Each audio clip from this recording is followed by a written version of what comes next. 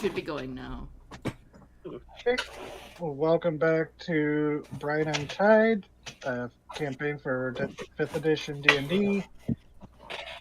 And previously, our group, once passengers on the ship, the Driftwood Dolphin, fortunately ran afoul of some rough weather and malcontents at sea, washed ashore on an island now known as Rondo. An island seemingly kept under the kept prisoner by the Marrow and Sahagan host that had sunk the ship.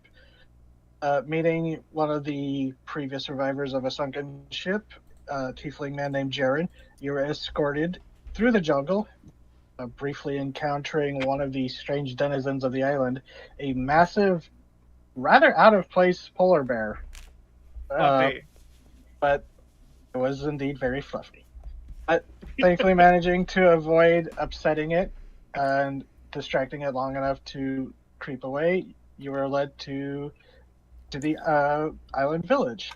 They don't really have a name for it. They just call the village of Rondo. But there, you were introduced to some of the other survivors, or some of the other villagers, themselves survivors of shipwrecks that had managed to wash ashore and establish a little bit of a community here for themselves. Learning about the island, you learned that a threat controlling the Sagan and Marrow seems to be picking away at the villagers every so often as people go disappearing into the jungle. But morning came and you were tasked, or rather asked, they aren't exactly really giving commands yet, they're asked if the group would be willing to traverse a short distance to check in on another survivor who has isolated himself with the work in a Ruby Empire ruin not far from, well, about half a day's hike away from the village. So, I believe we left off with the group finishing breakfast and getting ready to head into the jungle, I believe, yes? Yeah. And the Rayan had held Corano Trigger? Corano back a second to ask her name, but she didn't recognize it. Yeah, that's right. We're going to head up to the fucker sitting in this tower, and then go over, come back to the village, and then hit the idiot in the swamp. That's right. Yes. You were also approached, specifically Amon was approached by Dragonborn of the Dynasties, well, formerly of the Dynasties, and asked if the group would be able to check in on their commanding officer, basically the captain of the ship before it sank, and who has now isolated himself in the swamp.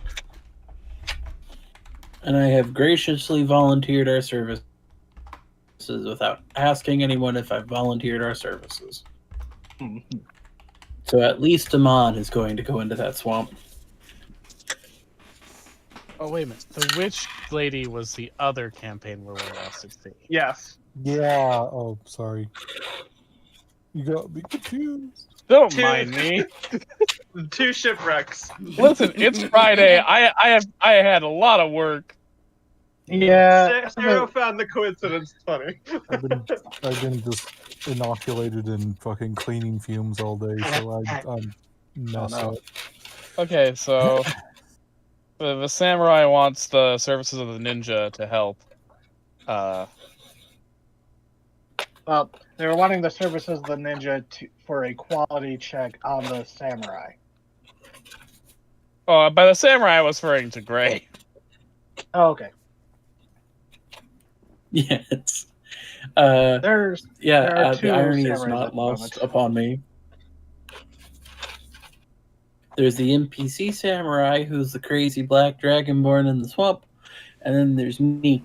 I'm not saying I'm not crazy. I'm just not in a swamp. Yep. Or a dragonborn. Mm.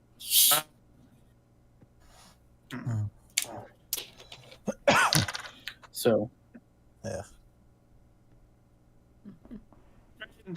Looking through her book as we walk. Oh, did we agree? Yeah, we were on our way. We Oh, agreed yeah. to check right the now idiot you're in the going. tower. Yeah, first there's.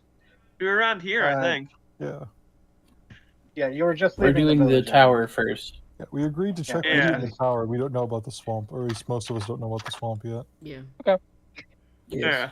Yeah, you were asked to check in on a Triton named Jairus, All right. who washed ashore with the Warforged that you met anchor.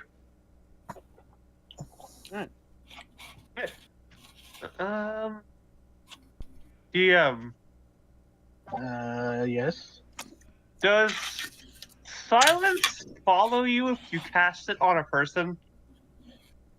Let me look up the specifics of silence, because that's a good question. It must be cast on an object or a location, but I'm not sure. For the duration. Oh, centered on a point you choose within range. Okay. It doesn't. No, it's just a 20-foot radius sphere that you drop on a certain spot. Okay. And it has a range of 120 feet, so it's like. It's not for useful. travel. I can't. Yeah. I just can't bring it with us. Yeah, no, that would be more of a pass without trace kind of deal. Yeah. Yeah. It also negated us the ability to talk. True. Which could be Yes. disastrous. We ask, what the fuck's your deal, man? Like, the I person don't who know gets yet. picked off at the end of the line that won't be able to call out for help. Oh, also true. Just look That's behind happened you. before. Yeah. My paladin walked right into a silent spell because he was in the last one in the line, and he got jumped, and it was like 2 rounds before the group turned around and noticed he wasn't there. It's like, you fuckers, you're so lucky I'm tanky and I survived that. I have a nasty ability to give something like a big cat or something with pounds. It was a pack of gnolls, and like the gnoll shaman cast it, and the other gnolls just popped out of the walls. Like, Oh, that's mean. yeah. Okay, sorry, we're tangenting. Yeah. Now, what's Oh, everyone you are- planning on doing for their island jobs now that we're marooned here forever? Yeah. Yeah, it's Oh, that's right. You taught her that crime was good. I forgot. No one's stepping up to be the good influence, but Ryoko's stepping up to be the fun The influence. bad influence. Ja? I said fun. I didn't say bad. Oh, fun. Okay. everything I said about the police was accurate. It is, yes. But you Fair. also excel in her that breaking the rules is good. So. Which is also true from a certain point of view. Anyway, job. Yeah, so because most societies of people are transactional, it is expected that to live in a society, you have to do something to benefit the others to justify your getting food and a place to live and whatnot. And so the things that we do to earn our existence amongst fellow beings is called a job. Nods vigorously. Corona, I would say that you did notice that there are a few elderly people who, and people who looked like they were severely injured either in life or in the shipwreck. So it's like you do see people being taken care of, but this is Ryoko telling. She's giving Ryoko a side eye. But nothing that she's saying is technically wrong, so she can't really correct her. Nothing she's saying is Lesson to be technically learned. incorrect or a lie. Brian's like visible eyes, eye is wide and sparkly as she's taking in all this information. It might be a little sparkle like a cum jellyfish. Yeah, a literal sparkle. That was not just a description. So- that was very literal. I would like a marching order, or rather, who's taking point? Not Because Ryoko. For traversing this, I'm going to need 2 people to roll, to do a survival check, I believe, because you know where you're going. You are pointed out, and it's not too hard to find following the landscape, but just like either 2 people or 1 person with advantage to roll survival. Okay, who has the best survival? I don't have anything in it, but I have a 4 just because of wisdom. Same. I have a 5. If we go, well, let's start with who's in the marching order. I have survival, and it would make sense for Amon to be in the front of the marching order since he is a fighter and has that little bit more durability. Oh, I have 1 in survival, so it will not be me. If we got 1 armor boy in the front, Whitehearts can take up the back, so we have a sandwich of armor. I can be.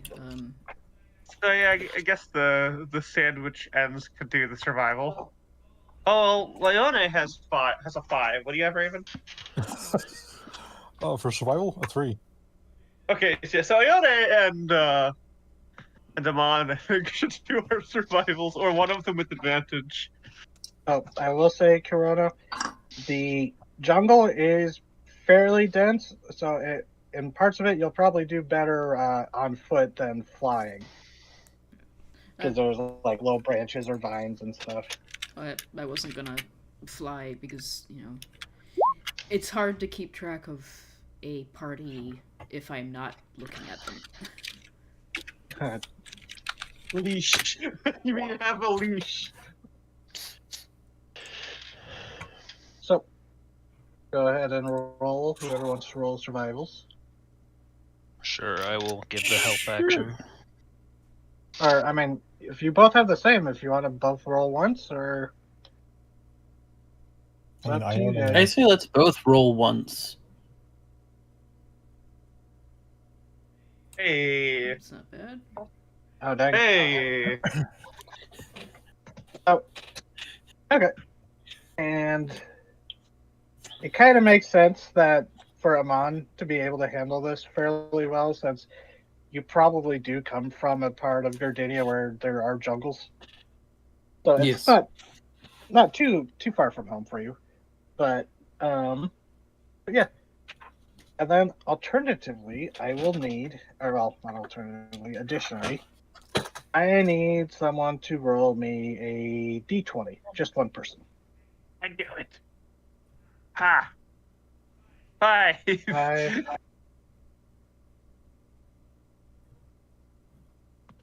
Okay. I have killed us all. You're welcome. The group goes on, and if there's anything else, you're still chatting.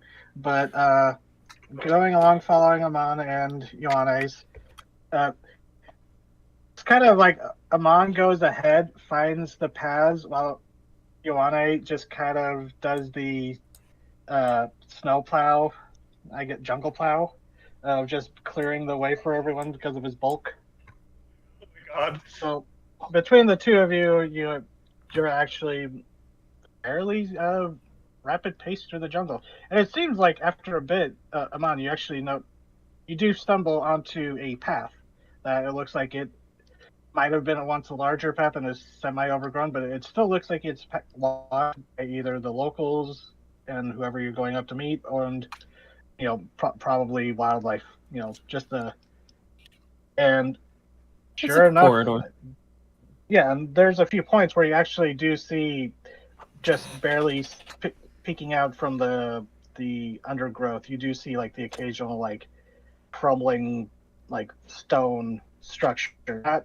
Nothing that could be identifiable, but maybe like a mile posting kind of thing, or just like at one point there's I think you might have stepped over like a few like paved stones. But the jungle has clearly taken, mostly taken over the area, but a few hours pass. Do I see any fruits or anything edible looking? Yeah, actually, if anyone wanted to do like a perception, actually, all going, I do need someone or two people to do the same thing with perception checks to keep a lookout. If you're keeping a lookout. I'm so bad at perception. Quiet Hearts is in the back. They can keep an eye out. Yeah, I have a 7 in perception. I could do that. I have. Right, Yeah. Dice. Ah, good dice. Ah. Oh, never mind. Okay. So, going along. And, Ryan, if you want to just do a fruit perception. Fruit perception. Let's go. 9. Okay. You don't really see any obvious fruits that, like growing off the trees or, in the bushes. You do see a few, there's like a bush at one point that has some very green and unripe berries. No. But She grabs some. Yeah. She grabs the unripe berries. She grabs a handful of the unripe berries. I'll say, Corrado, with your perception, you have enough to see her grab some berries that would probably fuck with her stomachs real bad. She's gonna reach out quickly but gently and grab her arm and go, "You don't want to eat those. Those are bad for you." Bad. Why? They will make you sick.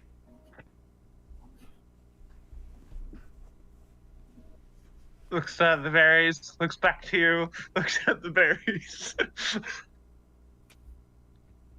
Corrado, you'd probably recognize them as a type that was probably on, available as food at the village, but these are a very, very clearly unripe.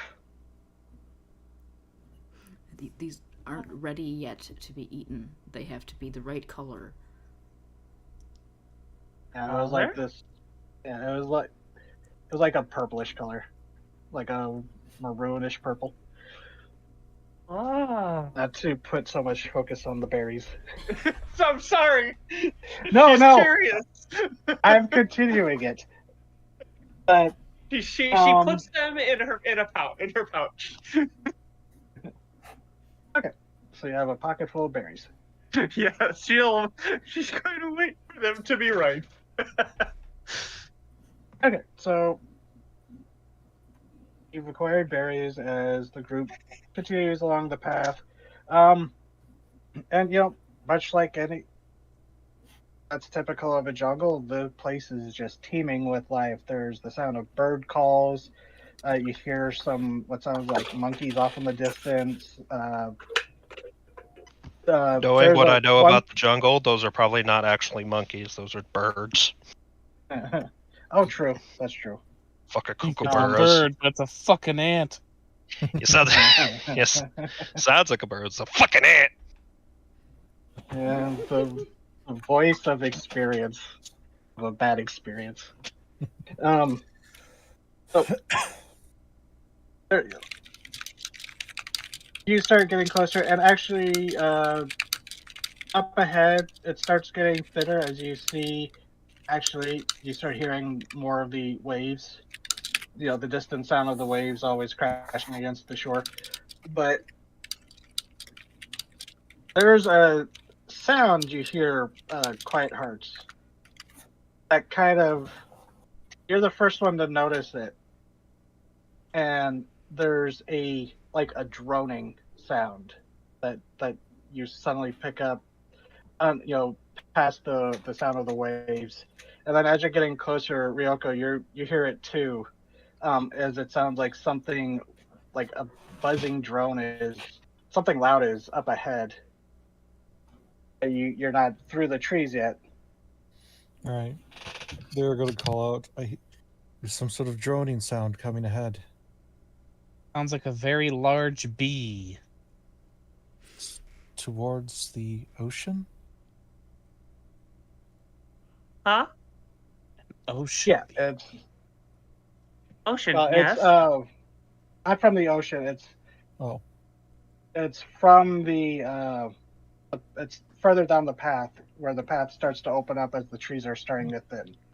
okay. One- Retake that back just further down the path. Once pointed out to us, can we hear it? You have to go a little bit further, but yes, eventually you do. And yeah, Oh. it's this buzzing drone. And since Ryoko mentioned it, it does sound insectile in nature. Ooh, Ryan walks towards the sound. Oh, bad idea. Bad idea. That's gonna get you killed. Bad? Bad? Why bad? Stay with the group. It could be a predator. It could be territorial. It could want to hurt you. Best to approach with caution and with a large group. Safety in numbers. What is hurt? I think you had this conversation. Yeah, the leaking the thing, yeah. Yeah, the leaking. Yeah, thing. she knows leaking is bad. She doesn't know what being hurt is. She knows Quite being hard hurt to- causes leaking, I'm pretty sure. Clyde Hartz leans over and says, "When you leak, your body screams." Oh, what? There's just a weird, dull, matter-of-fact tone. That's to that the voice. most unsettling way you could have put it. Good job. Quite Her literally the face! worst. Her face twists in horror. It's not sorry. incorrect, but it was also She like wraps her arms around herself. Just looks around. I'm sorry. Is that not how pain is for you? it is, like I said, you are technically correct, but that is quite literally the worst way to say it. How do you describe pain? She's gonna look at Ryoko. Ouch. Ouch. Bad. No like. Those are sounds you make. How do you actually describe pain? I don't know. I'm not a fucking poet. It's not fun. What was that? Not fun. Not It's not fun. It's not fun. Pain is a warning of the end and the instinct to continue on. And sometimes the warning bells are just louder than others. Overabundance of sensation would also work. Ryan, look at God. Ryan is just like looking between everyone, like face a mix between horror and confusion. What is this hellscape I found myself in? Yes, exactly. Kurano is tilting her head back to look up at the sky like she's contemplating just leaving. If I fly 20 feet up, a big bird will kill me, then I won't have to care. Oh fuck. It's like, I could just fly out over the ocean, I'll get somewhere eventually, right? I mean, you might Ryan- reach the bottom of the ocean. Is the buzzing still happening? Oh yeah, it's up ahead. And now that you're a bit closer, Quiet Heart, since you rolled so well, it's almost near. Actually, that's not 19. But since you rolled fairly well, you can tell it's more than one source. And it sounds like something is buzzing around. Now that Ryoko's pointed it out, you're pretty sure something's flying around up ahead. There's more than one, and it's moving. I think Ryan's going to And quiet. doesn't sound like it's getting closer or going further away. It just kind of sounds like it's in the one area that you're approaching. But it's shifting around, basically. Yeah. Okay. There's that minor Doppler effect. It says it is moving around. I believe Ryoko is correct. It's some sort of insect. Ryan's I don't know going very to. much about insects. Ooh. Insect? Like a lobster, but it flies. Oh! You've definitely seen quite a few insects and stuff flying around. True. But she's getting the name for things. Yeah. Yeah, I assume she's experienced pain before too. I can't remember if she got hit during the boat attacks. She didn't actually. Ryan has not taken any damage so far. We avoided the bear. She avoided the bear. So She's seen others take damage, but she has yet to take any herself. I would like to attempt to look at the bugs. okay, so are you just walking past the line of trees, or are you going to? I'll try and stealth and look through the trees. Okay, so I'm not Ryan good at starts it, going. but Who else is going to follow? Because if everyone's going, we need a stealth checks for the group. If everyone's going to go check it out. My stealth check is actually Amon good, is going so to I'll follow. follow. But the roll wasn't. oh my god! Uh-oh. Roll 20's not updating my rolls again. Are you... Second time tonight. Kite Oh, will it's just actually... the two of us. I'm so bad at stealth. You don't need to though. You don't need to roll stealth. Yeah, gonna hang back as well.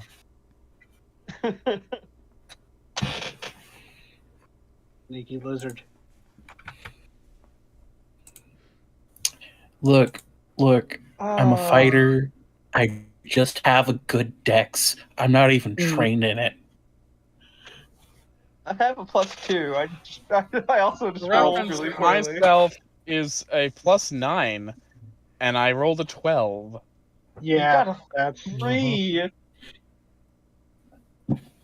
That's how It's not quite a nat Nice. one, Is but it it's just- pretty fucking is it- close. It's just the three of you going ahead, Ryoko, Ray, and Amon. Uh-huh. Okay, so the three of you start creeping forward. Amon, you're just wincing every time Rayan just crunches on a leaf. It's not her fault, but, you know, she's new at this. We just fished her out of the ocean. She's never been in a jungle before. Yeah. So going forward, you actually see the path kind of descends, and you realize that's sort of why the trees seem to thin out. Is it dips down towards a shelf that is at the edge of the cliff, and you realize you've now reached where you were pointed out from the village. You couldn't see the structure from there, but you do see a half collapsed, worn away from wind and rain tower. It doesn't look like it was a lighthouse, but maybe like a little watchtower. But you see also off to the side there's what might have been like a home. It actually is a small home. It's been repaired. There's like new thatch roofing and stuff, but some of it is disheveled. And as you approach, I need the three of you to do perception checks. Good. Next level. Next ABI. Hey, okay, I rolled good for that for once. Ooh. Oh my god. Oh, the dice have made their feelings on me clear tonight. Yeah! You're doing so well last time. Oh my god! The worst person to see it is going to probably see whatever this is. Ryoko and Amon, you're peering down, and it's not hard to see where the buzzing is coming from, and I'll just bring you all to the map now. Okay, I was worried that I was going to put you on something else. Roll20 was being weird. Do you see...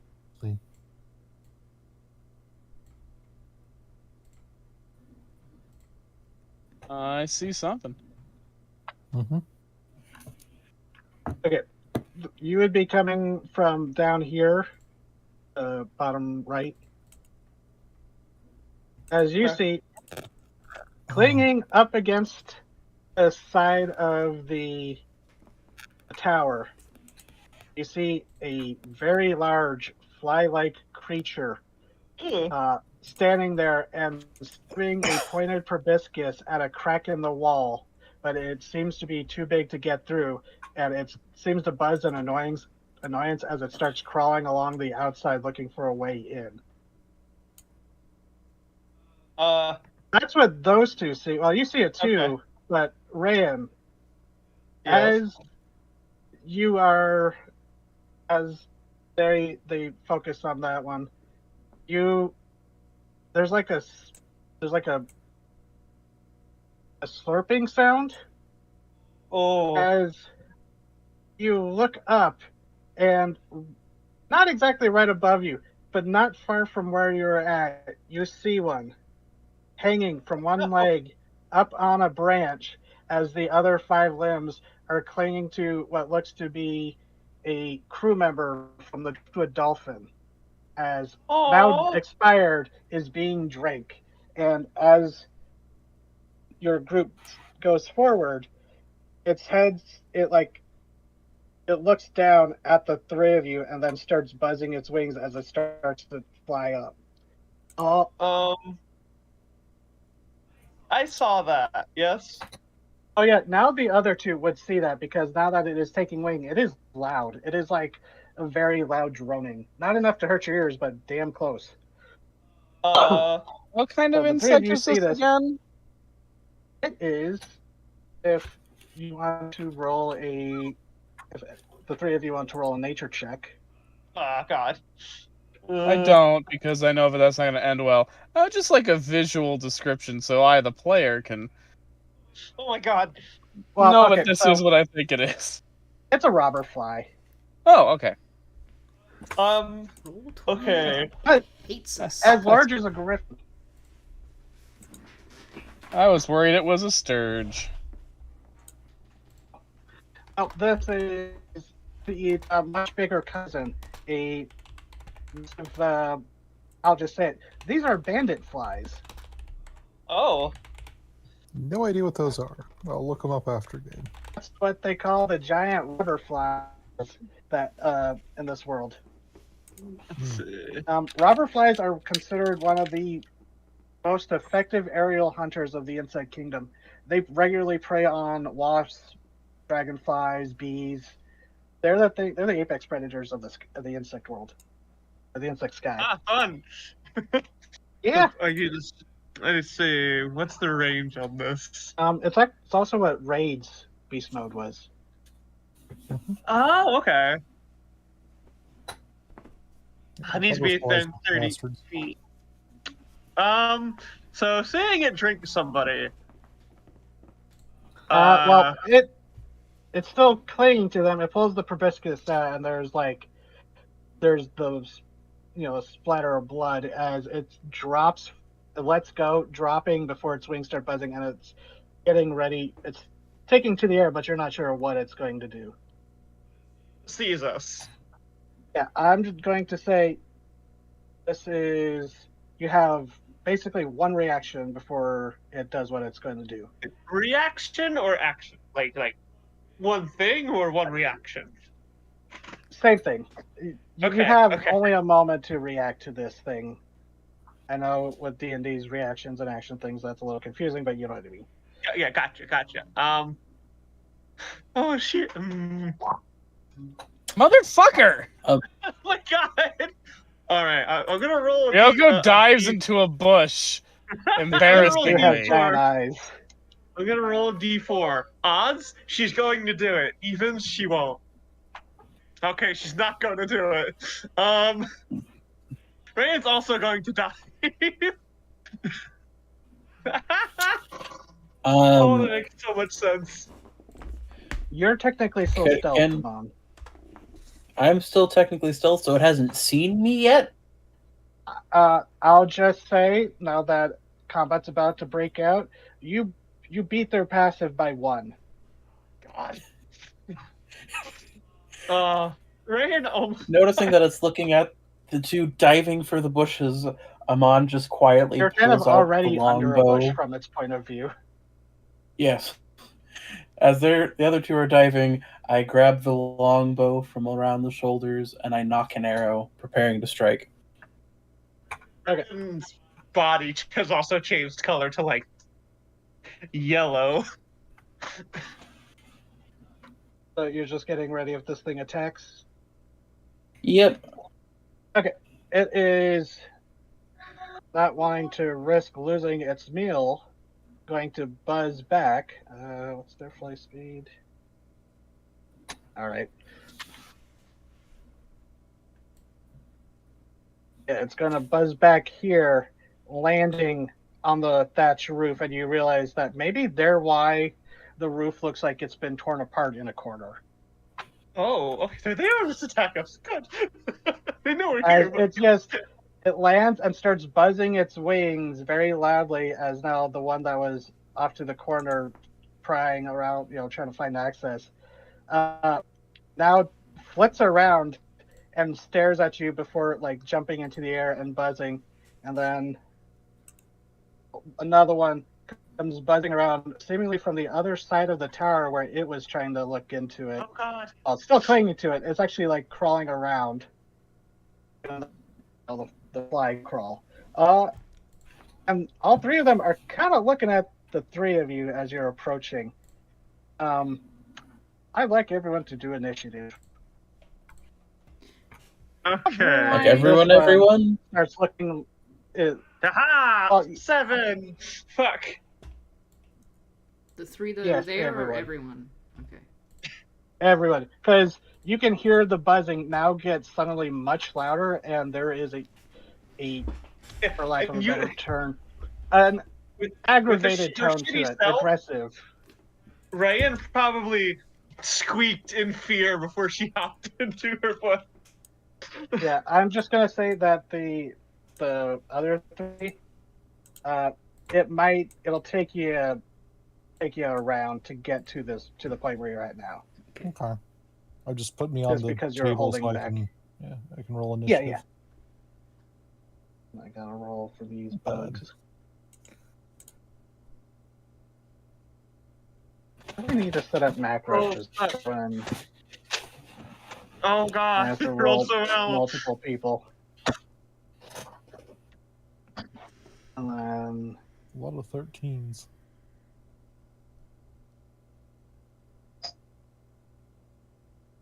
let's see, Mr. Juris. You don't know he's in there yet, but I'm gonna roll for him anyways. Oh damn! Fuck, they have the same. Oh wait, no, never mind. Abandoned place up a higher dex. I'm betting Oh my Amon God. has a higher dex than a +1. Yes. If you look by the initiative, it will have the dex modifiers. Just not. Hers aren't popping up though, so I'm just gonna change it. There. Because like 13 initiative 4, 13 Oh, wait, initiative I 1. accidentally changed yours because I was trying to click on, so then somehow I clicked yours. I'm gone. Oh no, there. Okay. Okay. Yeah. What's your dexterity? Quiet. It's a +1. This one. Okay. Sure. So you 2 can decide when it comes to your turn who wants to go first.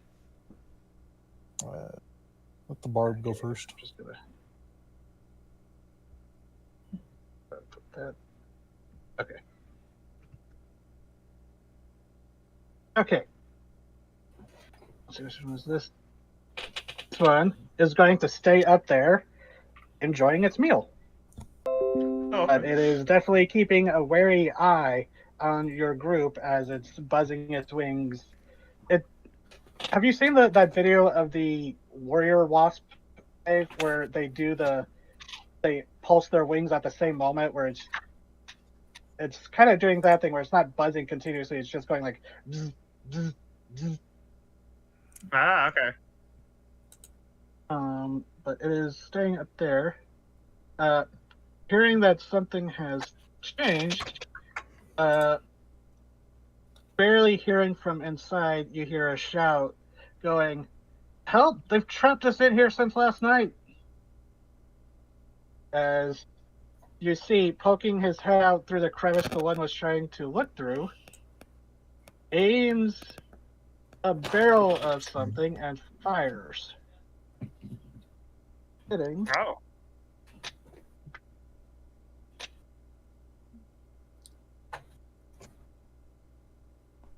As it looks to be a crossbow bolt fires into its side, and then he ducks back inside. Now we know we're not fighting this thing just to fight it. Yeah.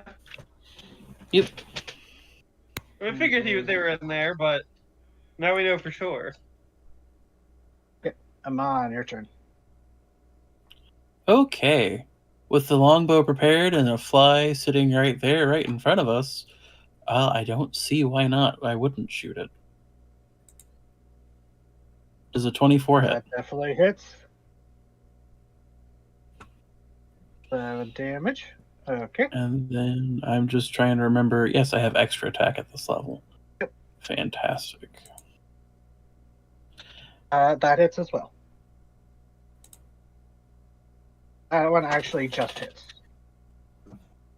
Ooh, that's a good hit. So Amon Okay. quickly draws up 2 arrows from his quiver on his hip, shooting into the Rotterfly, and then just kind of like ducking a little bit more into cover. Because these things are going to be fast. Are you going to stay in the same spot with everyone, or? I'm going to try to pull myself away to help lure, split attention and focus on them. Okay. Because I have a feeling if I start... Yeah, this thing kind of got hit by the crossbow bolt, whirled around, and you took that opportunity to fire off the 2 arrows as it whirls back around, just kind of spitting in the air, as now it's got 3, projectiles embedded in its exoskeleton. And anything for you? And that'll be it. Okay. You want to... I would like to rage. Okay. I would like to rage. You can rage, and I'll say, you guys were holding back, so I guess you would use your movement to get to where you're here. You still have your action if you wanted to, dash. But yeah, it would take your movement to get to that point because the 3 of you were holding back. Mm-hmm. Although, wait, how much do you have the increased movement that barbarians get? Yes, I do have 40 movement speed. Okay, so yeah, I'd say you were like here. And if you just raise, because then the other 2 would. You just rage. And raging will let you instinctual pounce. Yeah. I think. Instinctual pounce. That is at 7th level. Oh, my bad. Ah. Yeah, that was something I forgot with Chimeratron. Yeah. It's a good ability. Do I have any more movement left then? If you not for your regular movement, but you could dash if you wanted. Sure thing then. I will dash.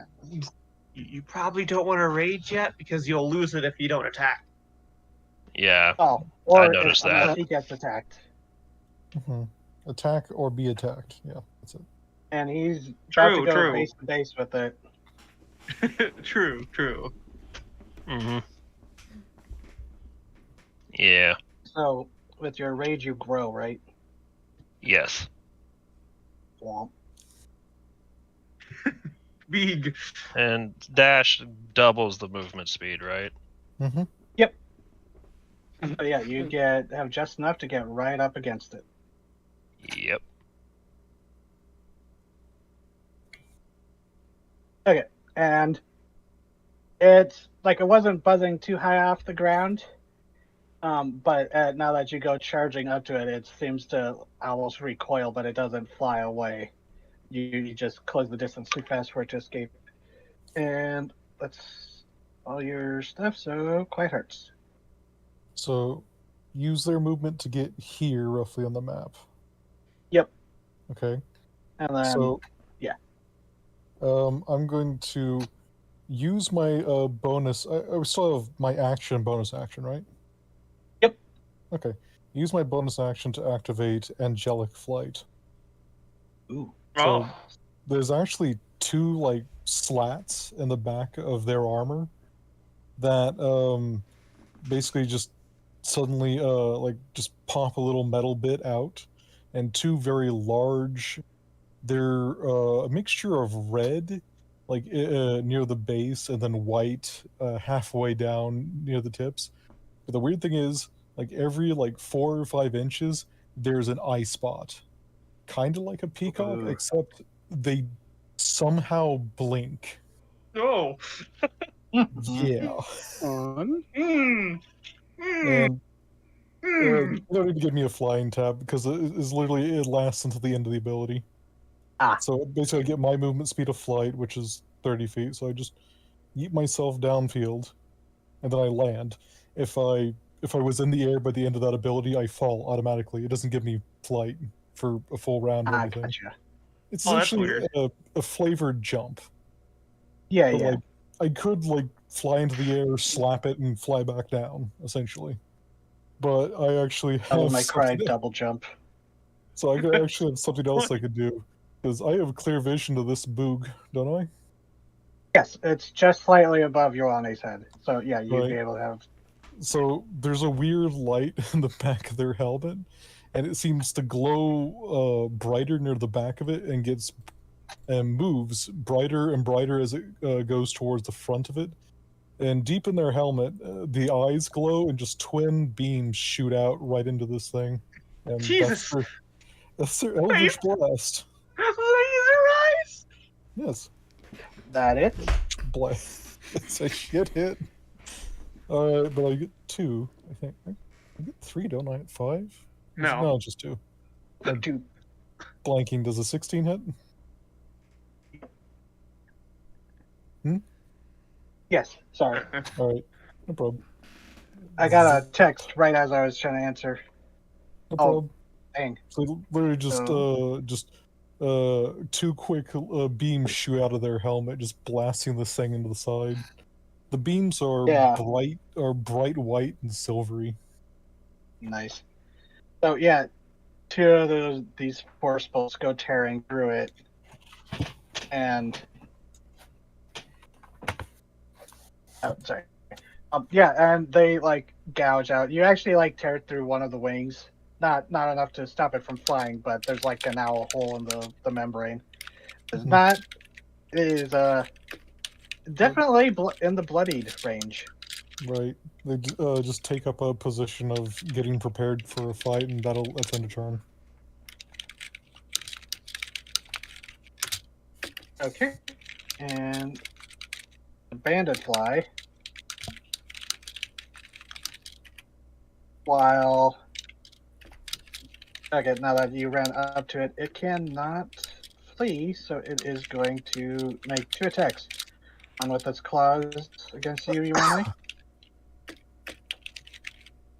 Says 12 hit. Nope. I didn't think so. And I was going to try to stab you with the proboscis, which again misses.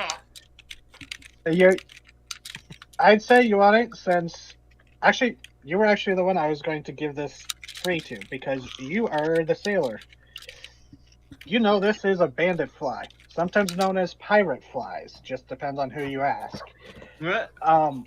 These things are a menace on the seas. They like to cling to inhospitable pieces of little land at low tide and just wait for boats to pass, and they'll try to snatch people off, or they'll dive out of cliff faces if they're nearby. And these things are kind of a menace. But this probably isn't the first time you've seen one of them harassing people, so you know to slap away their claws and their stabbing mouth parts. Slap away his little pizza hands. Yeah. Well, at this size, they're like like meat hooks sized. Mhm. Hey, Ryoko.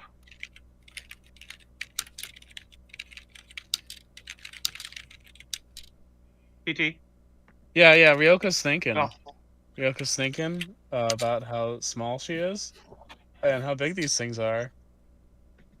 I'm thinking she don't want to be. You are technically close enough that you don't have to use your movement speed to get onto the map. Ryan looks at you like, what? Ryan looks at you like, what do we do? Well, seeing as though it did not damage me, I need you to run up and slap me on the ass. All right, well, one of my compatriots is already Well, in the I thought shit. it's if you get attacked. Yeah, I think it's if you get.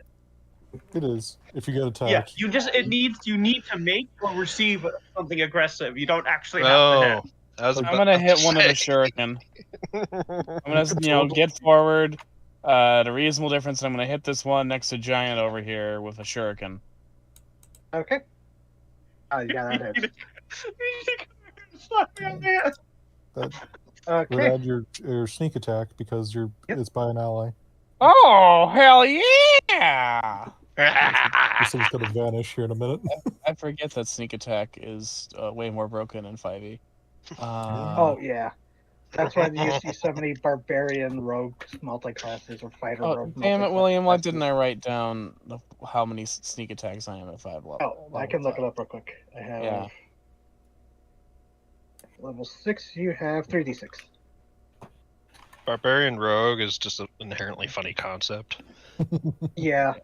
It plays into the comedy trope of something that's way too big being way too quiet. Mm-hmm. Nice. Alright, it's 15 damage. This thing looks like it's on its last swing as you very nearly complete the job that the Eldritch Eye Beams did in severing its wing at the base, but it's still managing to stay in the air as it's like doing that thing where it's like wobbling in the air, very clearly heavily damaged. And bonus action, if you wanted, you could hide behind this tree. Because technically, that would be. That is a thing cover. Rogue can do. I can't roll shit at stealth 3 times in a row, right? You are a rogue. Law of averages. Oh, okay. Okay. So yeah, you throw the shuriken as you're diving behind this fallen tree. And Rayan, your turn. Rayan like watches Ryoko run over, and she's like looking around, like, "What do I do?" She runs up to here, next to Quiet, and she's like, "What? Fight?" To Quiet. Just gotta just point, say attack predator. She looks between the two. What are they called? Bandit flies? Yeah. And narrows her eyes as she looks between the two of them. I need both of them to make intelligence saving throws. This one and this one. I'll just let you in on a spoiler. Not their strongest save. That's when they do it. Crit. That's the one on the house. Actually, no, that would be the one against the one closest to you. So this is for the one on the house. Okay, yeah. My God. Okay. This one passed probably because it's fighting for its life. Whatever you're trying to do. Yeah, that scans, but it still takes half damage. Let's see. Is there a visual to this?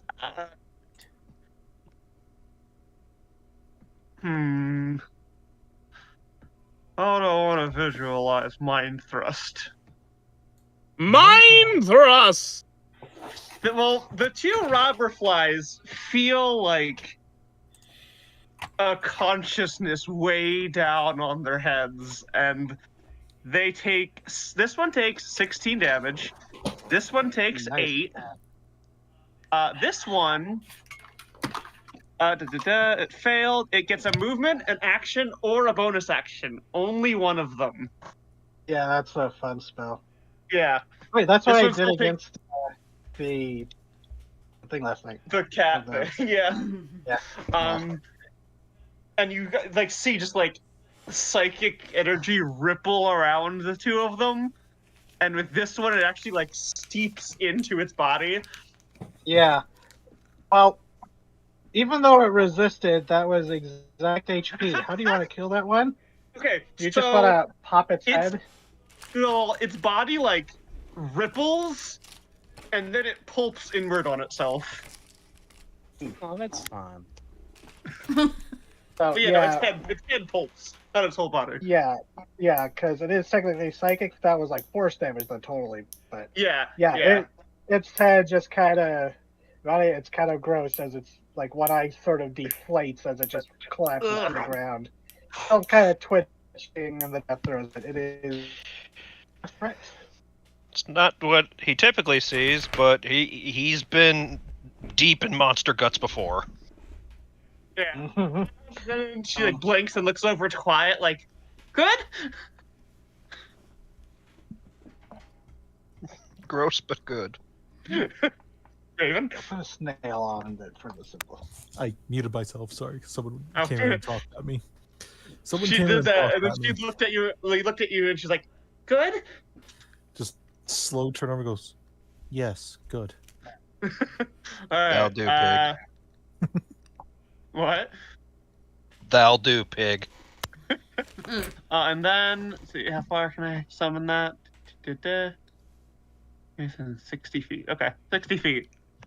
Oh, God.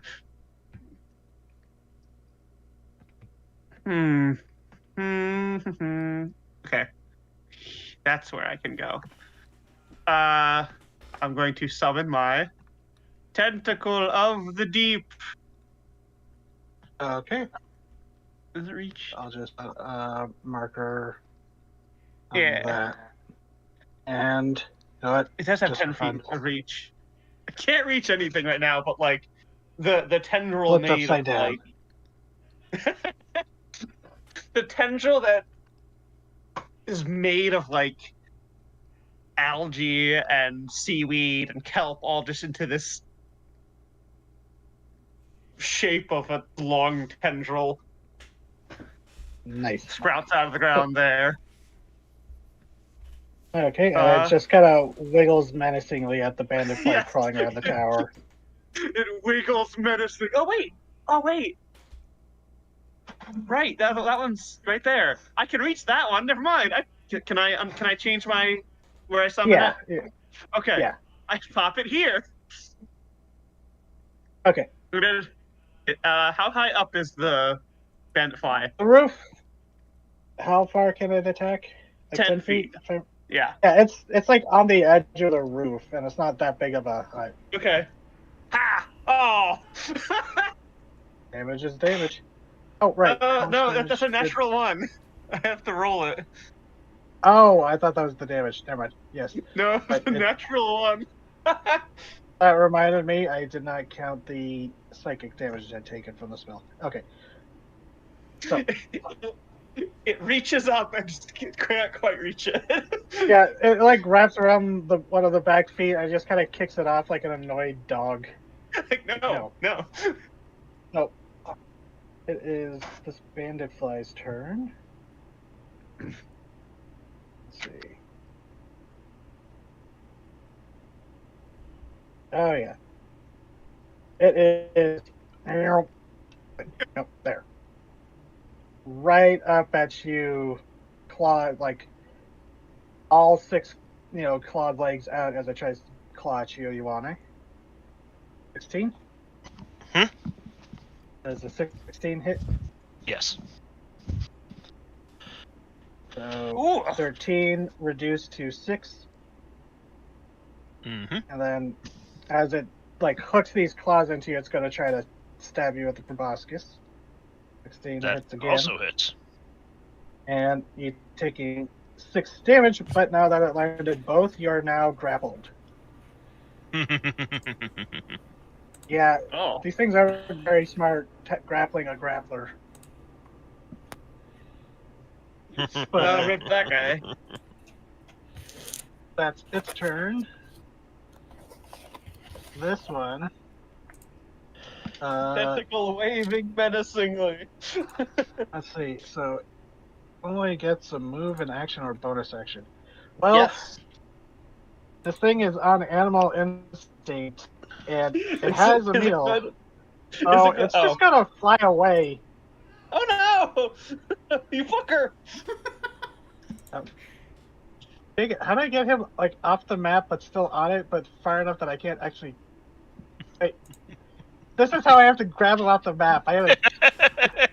He's extra long now. He's like, He went so fast, he went into warp. He You distorted. hit a gravity while I'm spaghettified. But this thing uses its 80 feet of movement to fly away, carrying the body of the sailor.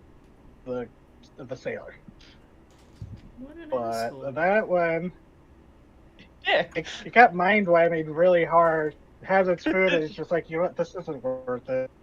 Yeah, I did have Rain's brain attempt to break its, so. Scatha, Yes. What? sigh. I wanted to eat that. Oh, fuck. Oh. Nobody's gonna know why I'm laughing at that, Raven. God damn it, Raven. I'm sorry. God fucking damn it. That one flies off.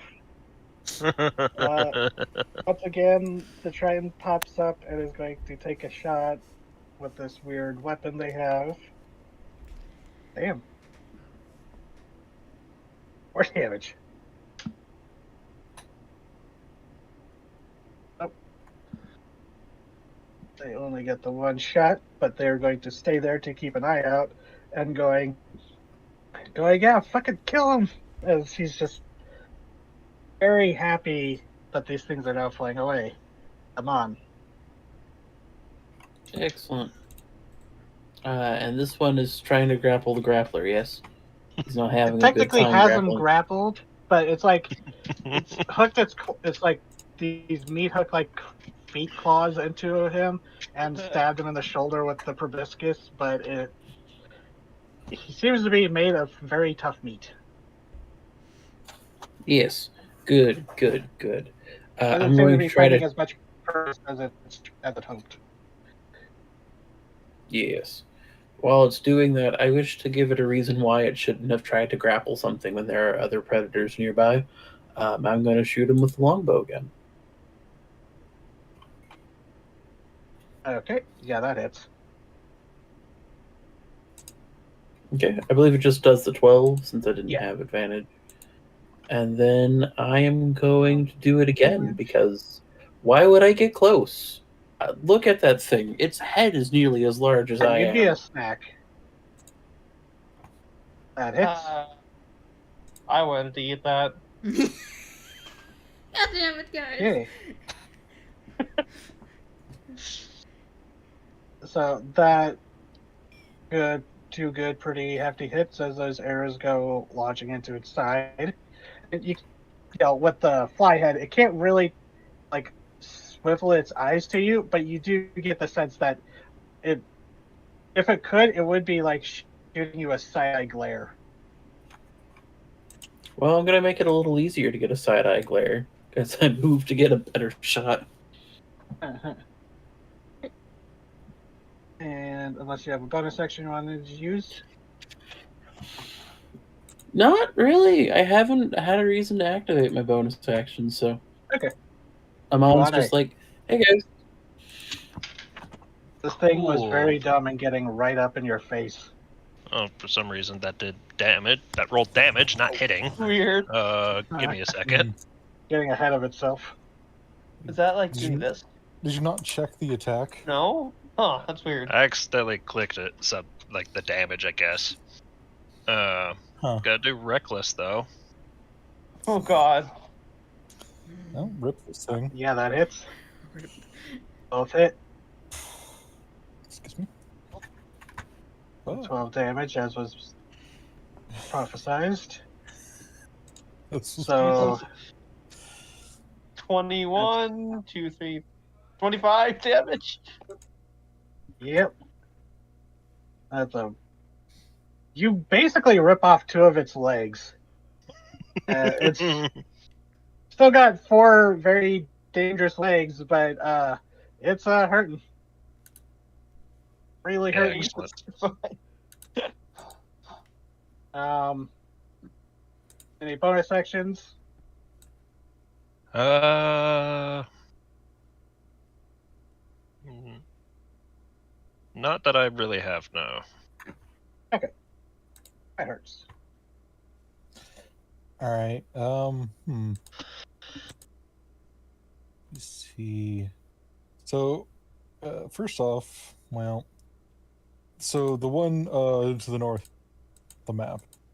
Yeah, that's technically off the map. It's just flown. Just checking. Even if I like super boosted over here, it'd still be unavailable. I wouldn't see Let's him. Right? see. If I go like over here, would it still be completely out of range? Let's see. From there, it'd be 60. From this point, if you walk there, it'd be 60 feet away. Okay, I It can only reach has a 60. flight. Oh wait, I have Eldritch yeah. Blast. It has a I flight can speed of shoot. 80.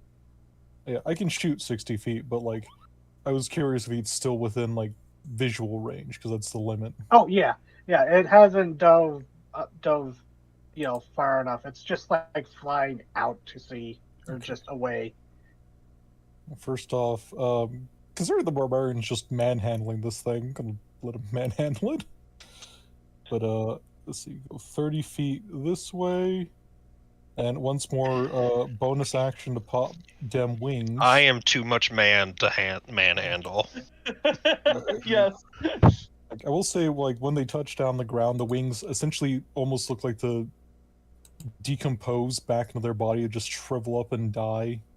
Like they didn't go back in, like shrink, and they just kind of like shriveled up and just remerged back with the body.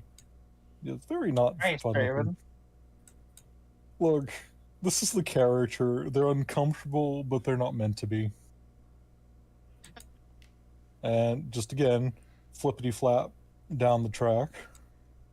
And that happy boy in the distance is being shot. Nice. Does a 14 hit?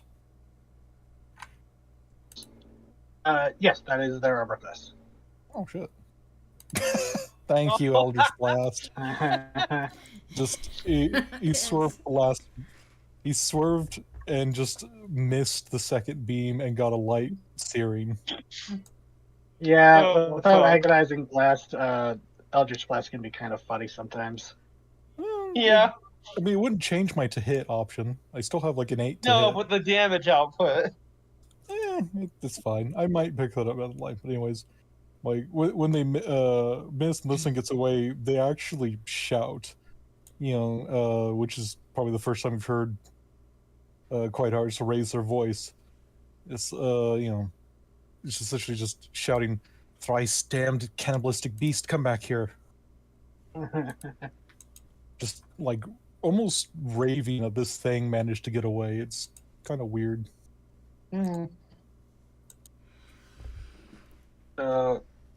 Ryoko. There is one bug left. Well, this went better than I imagined.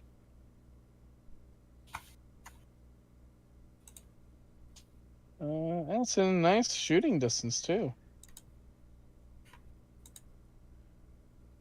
I don't think it hits. I don't know if you get advantage. No. Wait, would you? Have to be flanking. I think technically it's disadvantage because you're going range and no, it's not melee range. Never mind. Yeah, that'd be if she was in melee range. If you ran around and got into like. Well, at third level, as a even bonus action, you can give yourself advantage on your next attack roll. Never mind. Well, you know what? Might as well. Oh yeah, aim. Oh yeah, that would hit. Okay.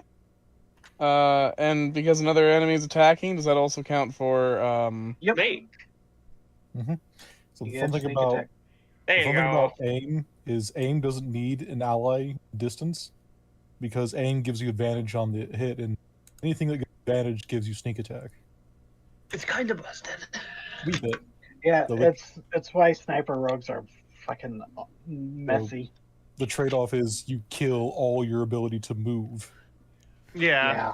Don't ever move. If you can do that, then Yeah, you're good. that's what the sniper rogue in one of my games learned.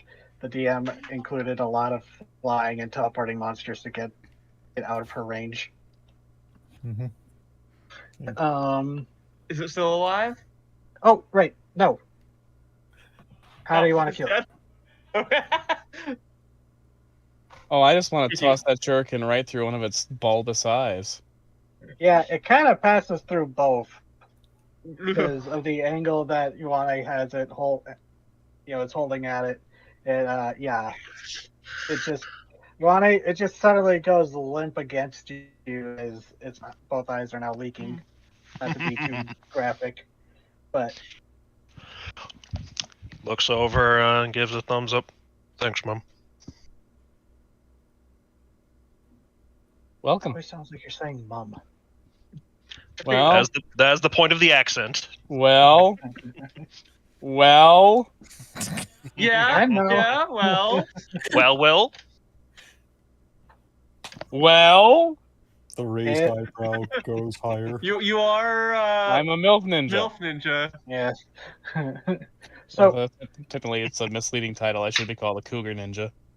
But then in this world, you'd think that just means I'm a tabaxi. Yeah, no, I mean, if you're a ninja, an assassin, you could use that to your advantage. Oh, it's the cougar ninja. Oh, I'll have to watch out for tabaxi, right? No. So, you fool. Rand, because this thing will regain its full set of movement, it will be out of range of everyone but you, because it goes after you. I have 120 feet range with Eldritch Blast. Yeah, it is from where. I mean, where your I can tentacle move is, closer. it's 80 feet. Yeah, no, I can mean, yeah, no, move like to this will be your here. last chance to shoot it. I'm just saying. Once it comes to its turn, it is going to be out of range of everybody. Okay, gotcha. All right, I don't think I'm going to kill it, but you know what? It did fuck me. Hello, I'm not everyone gonna... is just like, fuck this bug. You're just on the edge of its range. Yeah, she's like hesitant, but looking at how angry you are, Raven. And like, well, I guess. Ha! That hits. That'd be 12. Ooh. 23. 11.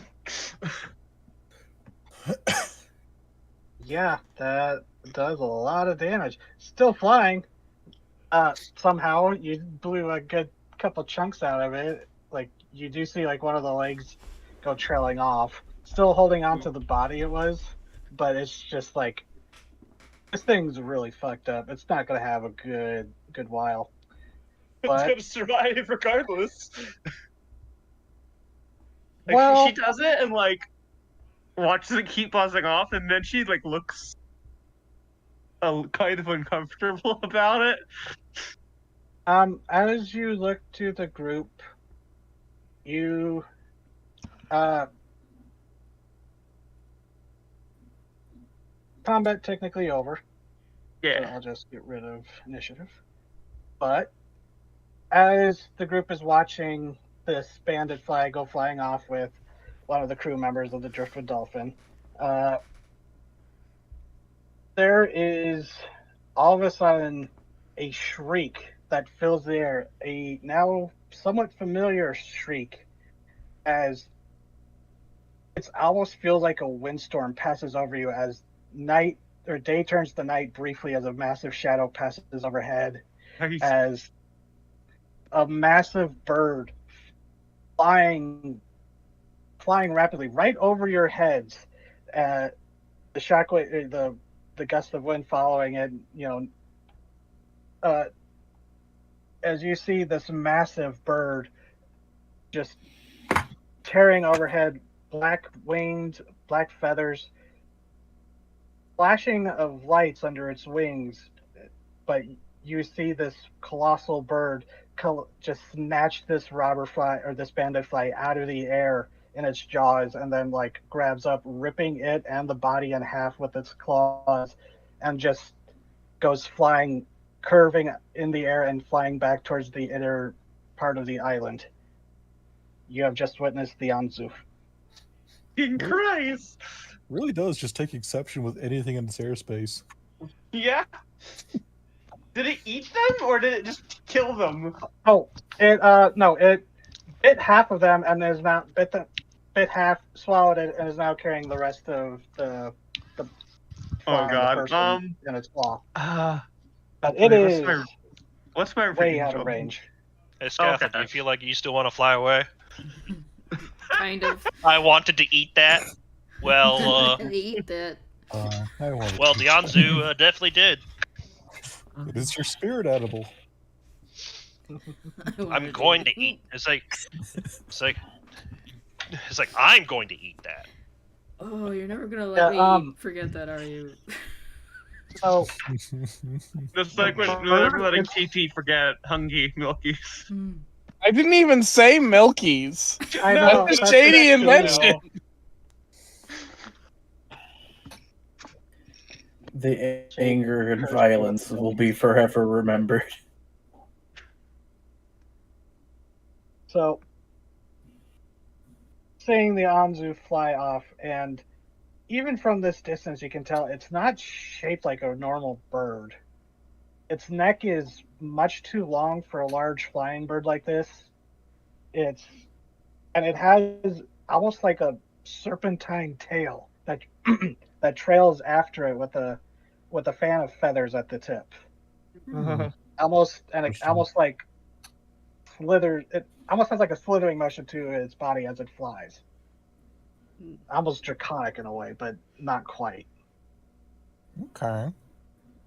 And as it goes flying off, there's like a few seconds before you hear from inside the crevice going, "Well, fuck me, is it gone too?" As you see the Triton squeeze his way out from the through the crevice. You are new waves. It's gone. Yeah, you with two dead ones right next to you. And then he goes, "Oh, well, y'all couldn't have shown up at a better time." And he kind of like looks back inside and goes, does any of you know healing magic?" Yes. Yes. Come inside. I have someone that's injured. And he like goes around and like shows the entrance, and he'll like take you in. Oh. And inside, it's just the ruins of a. Can I not? Okay, there she is. Oh, come on. Hold on. Roll 20's being weird. It The did layers.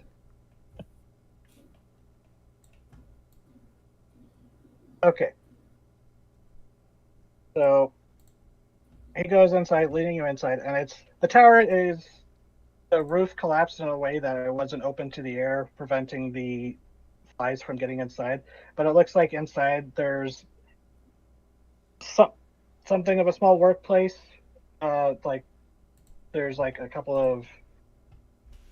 rusted heaps of machinery off to one side. There's a few half assembled or half deconstructed pieces of, like machina from various types. And but laying on a bedroll is, you recognize Neri, the harpy woman who was the attendant to Crow's Nest. Oh. Yay! Would be the harpy nest. Yay! And she looks battered. There's like an attempted splint on her wing. Her head's bandaged. And he's like, she came flying in yesterday morning carrying the poor soul that got dragged away. He said she flew all night to get here. She looks to the other two. Help! Help! Yes, let me take a look. Yes, and you shrink down.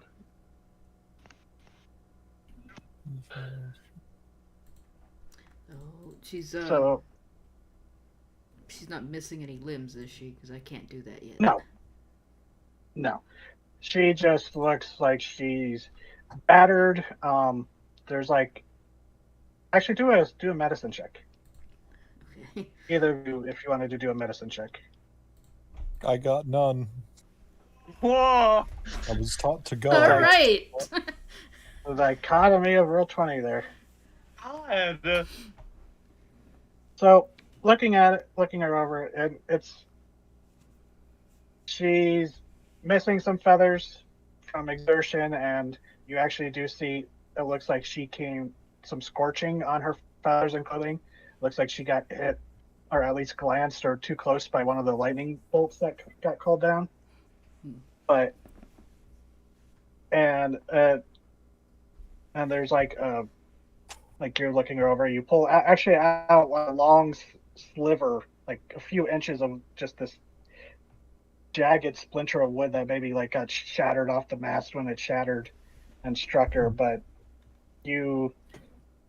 I'll say with the medicine check like that, with just even like a simple cure wounds, or even just a medicine check if you want to use that, you'd be able to get her conscious again. She's not in danger, but she was very roughed up. Okay. I'm a hitty cleric, so I have healing word instead of cure wounds. Is that good enough? Yeah. It just turns and goes, if you can start, I can finish. Oh yeah. All right, let's max roll healing word. Fine. On top of that, I'll dump like 10 points of lay on hands. Okay. And she. Never mind. I looked at the chat. So yeah, with 18 points of healing, yeah, she's still a little hurt, but she wakes up and kind of groggy, her eyes open, and she looks up around and she goes, "Oh, what the? Oh, I didn't think I'd see any of you again." As she recognizes you, and then she's like kind of tries to sit up and like winces. Oh. Welcome back. And she goes, "Yeah, but," and she like kind of works her wing, and she goes, "Oh, but I definitely feel better though." And the wave. Waves with her, does a little wing wave back, and she goes, "So, I'm guessing we all found the same island. Who else from the ship survived?" I had Breloff with me, and she kind of looks around and she's like, "Where'd he?" And the Triton goes, "Sorry, miss. He bringing stuff from my home, to help tend to you here, and flies got him." And she looks a little crestfallen at that, and she goes, "Oh." That she actually like covers her face with her wing because she tried to rescue. She thought she had rescued him from the sea and worked so hard to get through the night, and she's just like, "Oh." Hand on her shoulder. And while Ryan is standing like over here. Jarrus looks up and he's like, "We were gonna let her recuperate before taking her to the village, but as you saw, As he just Insects. gestures. Yeah, big nasty ones. And he mutters something, and under his breath that no one here recognizes, but you, Ryan, as he curses something in Aquan, like going, "Goddamn sky buzzards," or shelled buzzards kind of thing. Gets this look on her face like, finally, you speak Aquan? She starts speaking in Aquan, like, gets up close to him and, like, gets right up in his face. What do you mean, whispers? I was just wondering if there's an in-game way to send a message to someone. To the DM, but like not other people, Yeah. as far as I know. Yeah, that's what I wanted to check or whatever. Okay. You speak Aquan? And he looks up and he goes, in Aquan, he goes, "Yes, it's, my native tongue." Finally! I haven't been able to talk to anyone right this whole time! And everyone else, you see Ryan very animatedly start talking with him, and I'll say, everyone's been around enough to learn, or not learn, but hear Aquan, but not enough to learn it, But, so she's very, and he, Jairus goes, The most articulate she's sounded this whole time. Yoko goes, heaves a heavy sigh and says, "She's not gonna need us anymore." And, I guess I should post his Hero Forge just. Yes. I guess, did I not make a Hero Forge? No, I did. I just take a screenshot of it. I just made a token. Anyways, he's a Triton man. Finned ears, a fin going across his bald head, blue skin. But he's got goggles up on his forehead, work gloves, clothing that looks like it was once very, well, obviously was very sturdy because it's, still maintained, but, patched up. And he's got a quiver on his back, and he put down what looks almost like a pneumatic-powered bow rifle.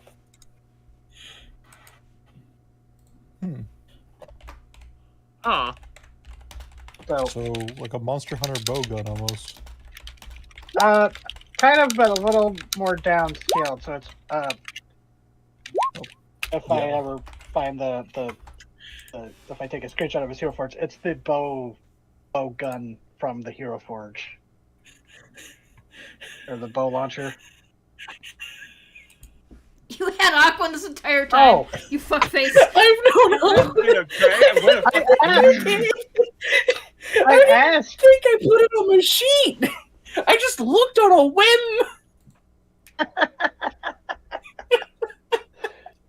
I was like, I don't remember what language. Oh, I'm just going to say that somehow I have. And I'm like, okay. Trip, Rand never tried speaking Aquan. Sure, she was using deep speech. She was defaulting to deep speech. That's fair. Yes. And Amon has maybe spoken a whole sentence to Ryan so far, I think, technically. Yeah. So finally, you just hear them in Aquan going back and forth. He's just like, oh, that must have been so frustrating. I'm sorry. It's such a relief that she finally has someone who can understand what she's saying. There's so many new things and new words, but I don't know common, and like it just. Can you imagine how sad that must have been for her, being able to speak in a language so fluently and having no one who could understand? Like, so Ryan's body is like no one around who could hear her speak with the eloquence that she has. Her body color at this has point, shifted to red. At this She's point, clearly kind of angry about this. At this point, Amon leans in. It's like, I didn't know she spoke Aquan. I would have spoke Aquan sooner. I mean, from the water. She kind of looks like seafood We salad. pulled her from the water, and she just started making gurgling noise. You never even What was I attempted supposed to do? make some I assumptions. talked once.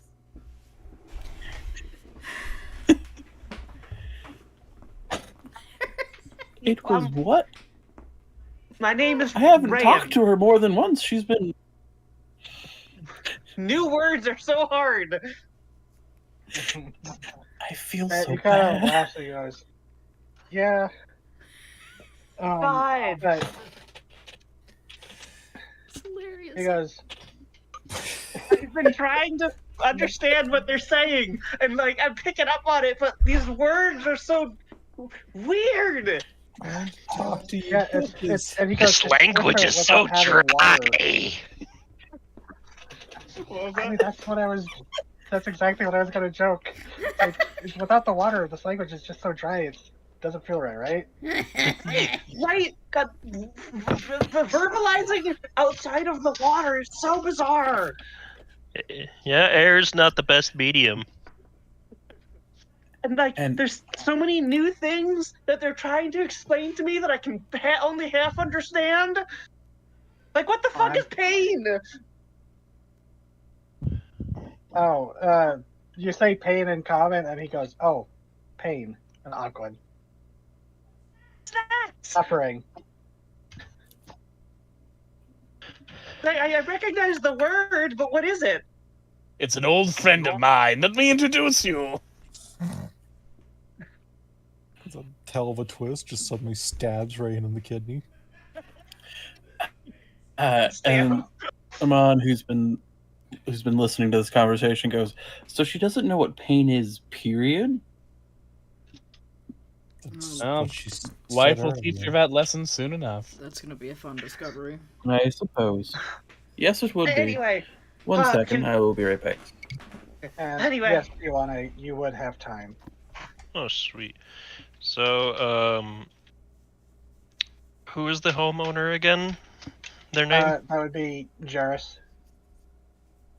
He lumbers over and is like, Oh, So, the to bear. make the best of a worst situation, do you have any glass bottles? And he's like, "Oh, yeah." And he points over to one of the tables. I didn't add them into the map, but there's like a table over here or something that has, looks to be like an alchemy set, and there's some empty glass vials. Cool. I'll be back. he scoops up a few of those bottles and heads back outside. So, like, he looks like like the big white bear thing on the island, right?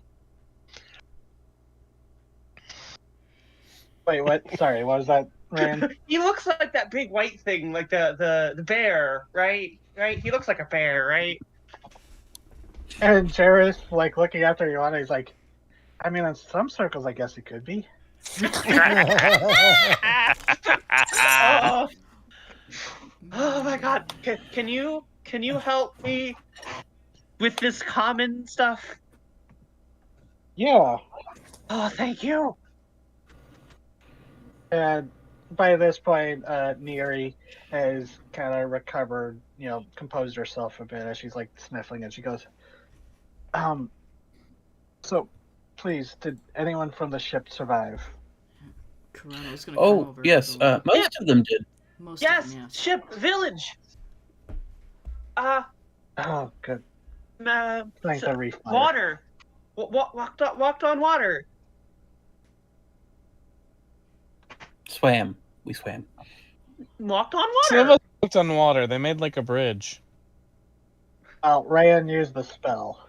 Yeah. I felt Rayan like Oh did my- something, and suddenly the water was like walking on solid ground. it felt vaguely sacrilegious, and I enjoyed it. The tiefling walked walking on on water. Yeah. Oh my god. It's like those videos. Have you ever seen the people who run on the oobleck? It was kind of like that, but you didn't sink when you stopped. You just kind of buoyed down. It was weird. gooey down. In common, she's like, name? Jairus? Yes, Jairus Oranath. Jairus understands! We can. That's good. Yeah, she's been speaking Aquan. Must have been frustrating, I'm sorry. Yeah. There we just It's found a out she shame could speak that Aquan. no one else Otherwise, I would've- here could have spoken Aquan before now. That no one else could have understood what she said and communicated things in a way that's not immensely condescending. A real shame no one had the ability to help her out that way. Making eye Just contact saying. with Amon. Oh, she is. Yes, she is. Can you hear me? Hello? She is going full, Am like... I being heard? Yeah, you're Yes. being heard. I'm Yeah. just talking over you. Oh. No, I was genuinely concerned that you couldn't hear me. Because I was saying things and no one was responding to the fact of Amon going, yeah, I didn't know she spoke Aquan, or I would have been speaking Aquan. You didn't come through for So. a second there. Yeah. Ray looks at you. Oh, you know the monk, that white like lemur that does like the whole arms wide out thing, like.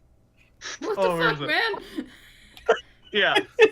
Oh, and Amon, yes, you would have advantage on a survival check for this.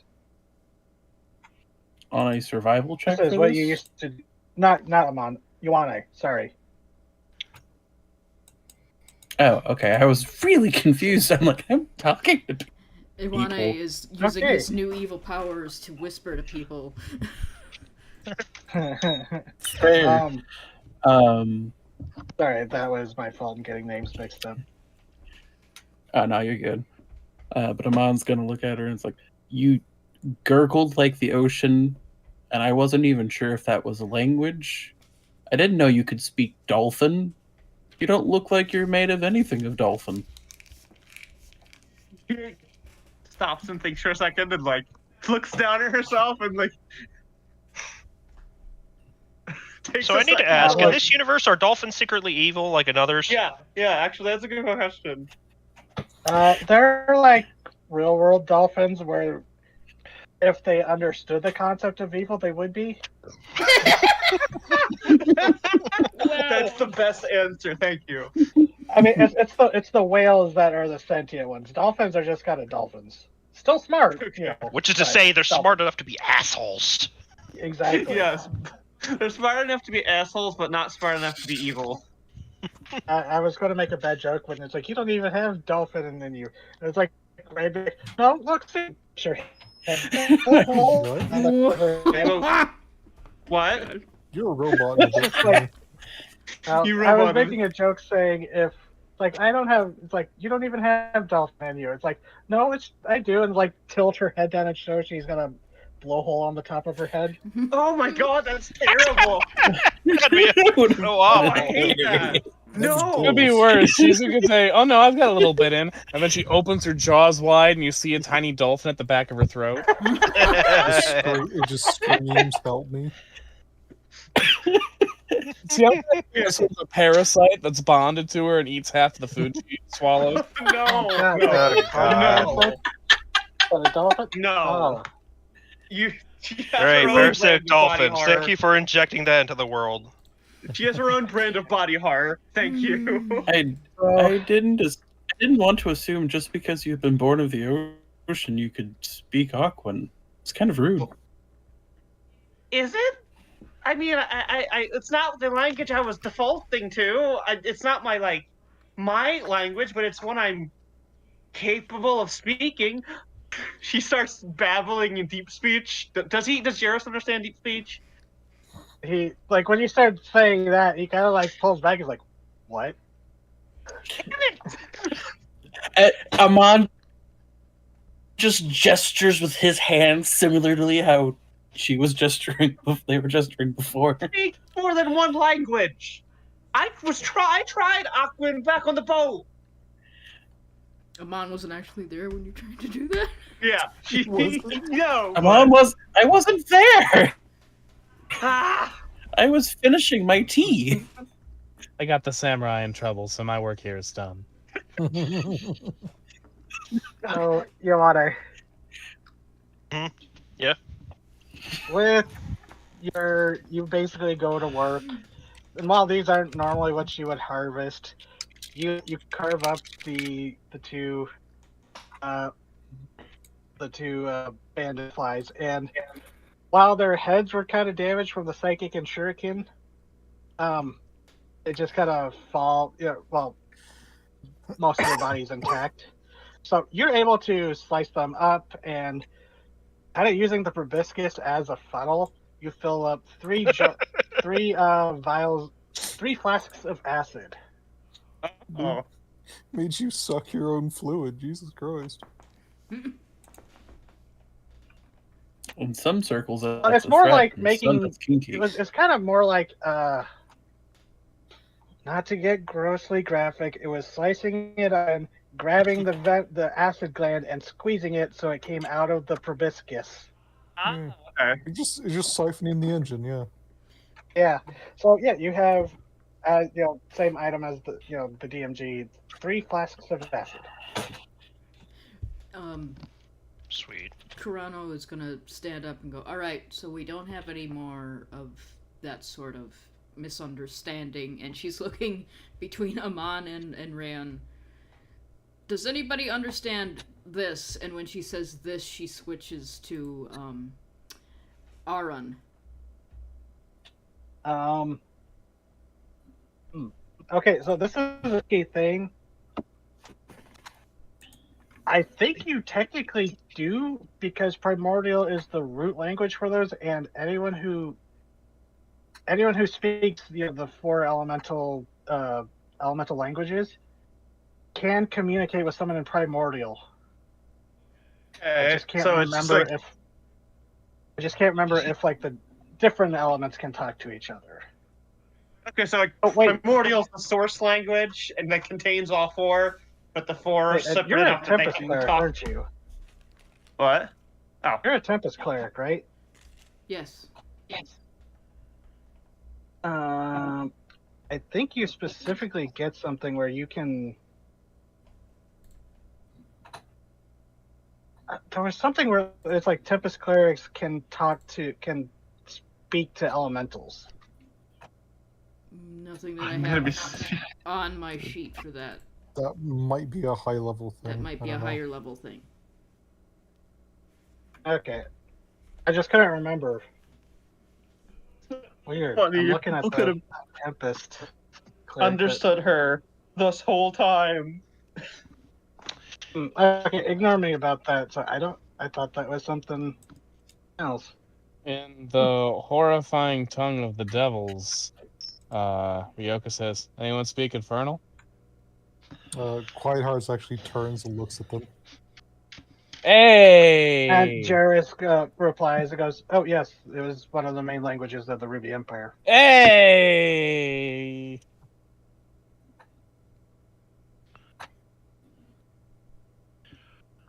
Well, that's Lana has something. returned.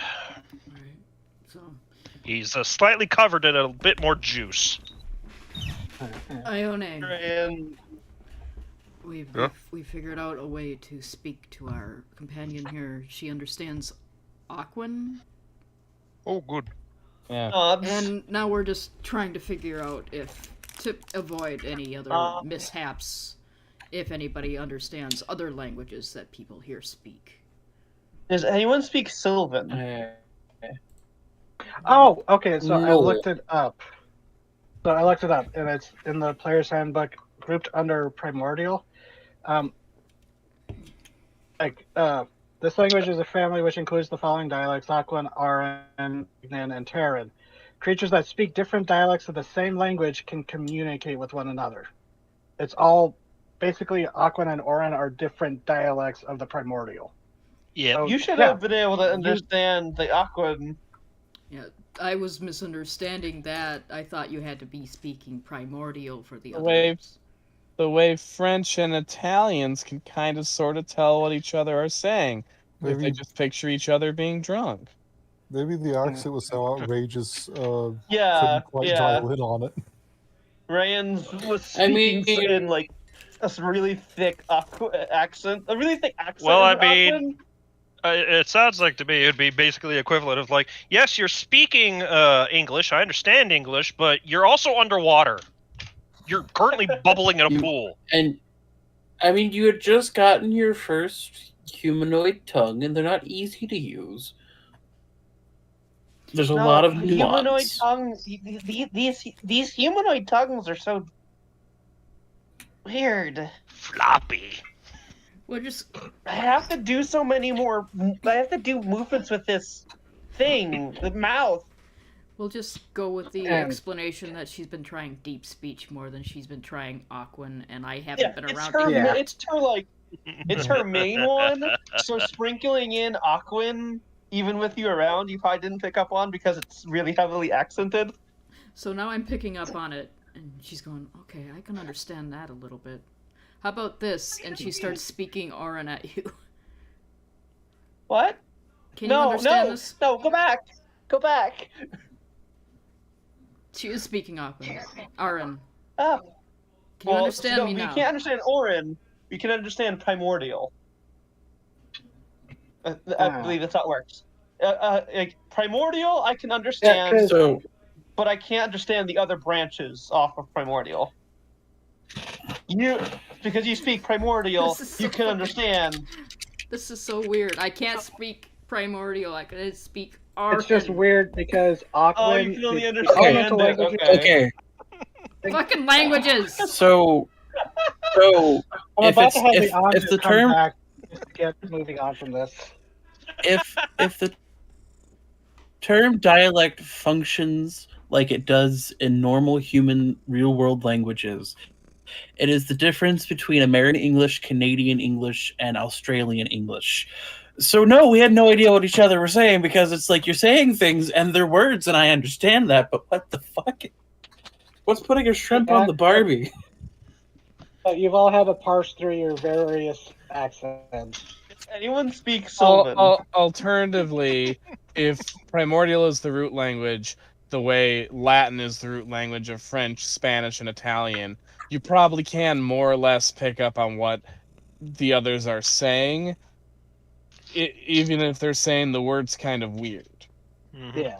Because, like, a lot of the structure and basic vocabulary of French, Spanish, and Italian and other Romance languages is similar enough where you can be like, oh, I think they're saying that, you know, blah blah blah blah, just with a weird accent and like a slightly different, ending conjugation.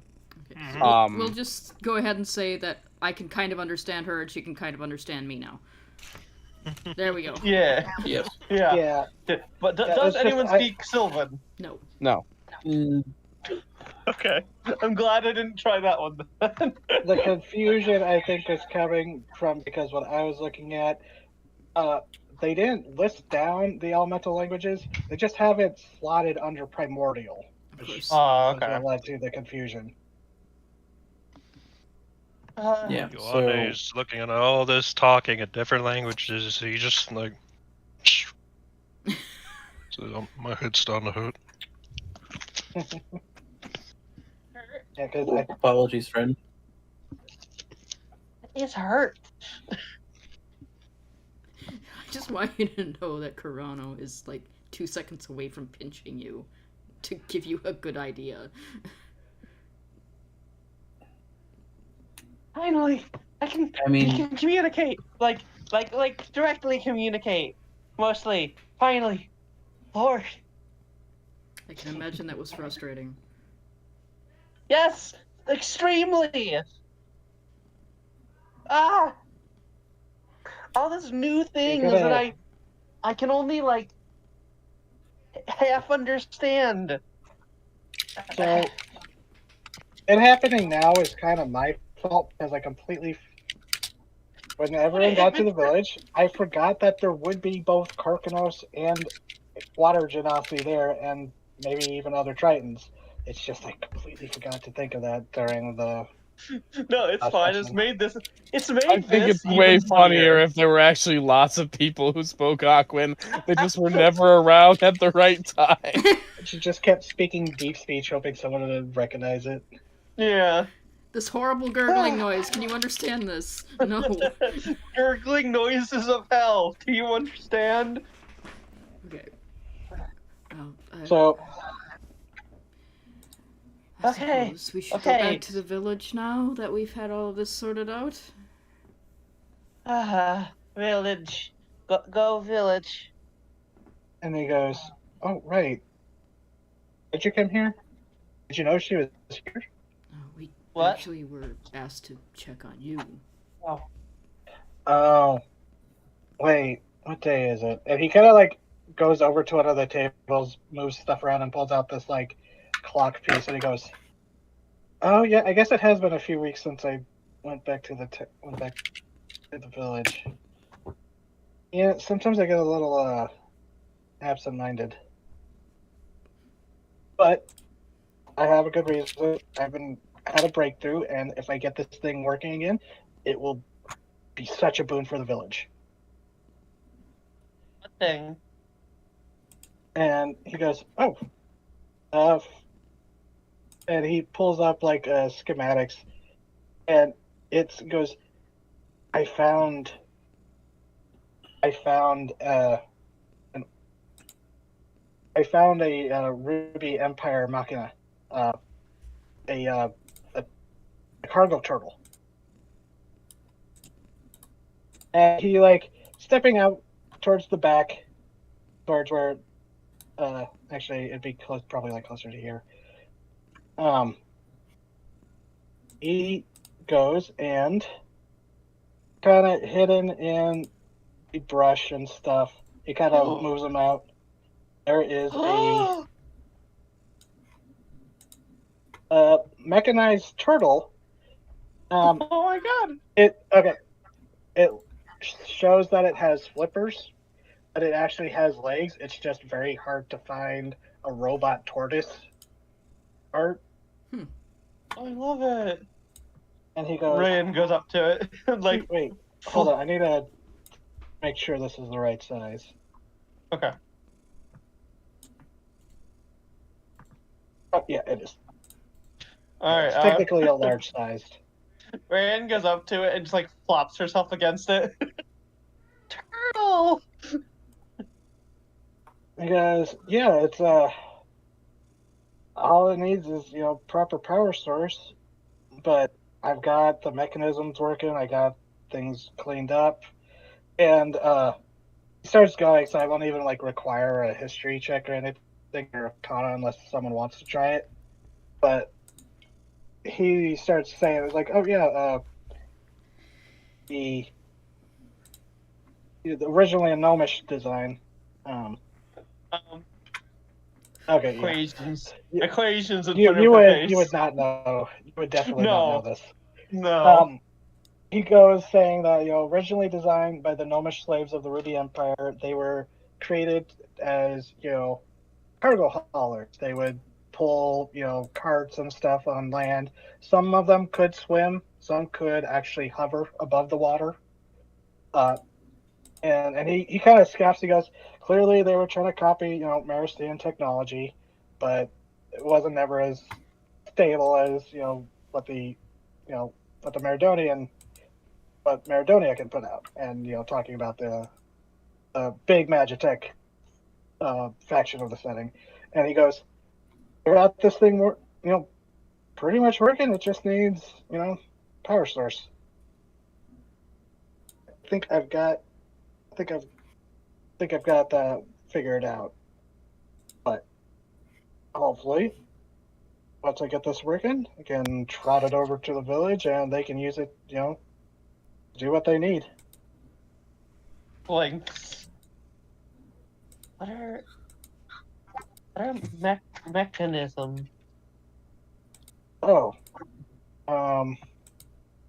And rather than me trying to figure out how to explain it, because this is like a kind of question my nieces or nephew would ask me. Oh no. He's just gonna like, oh, machinery that we've made to operate and work. It gives you a spiel, the artificer spiel.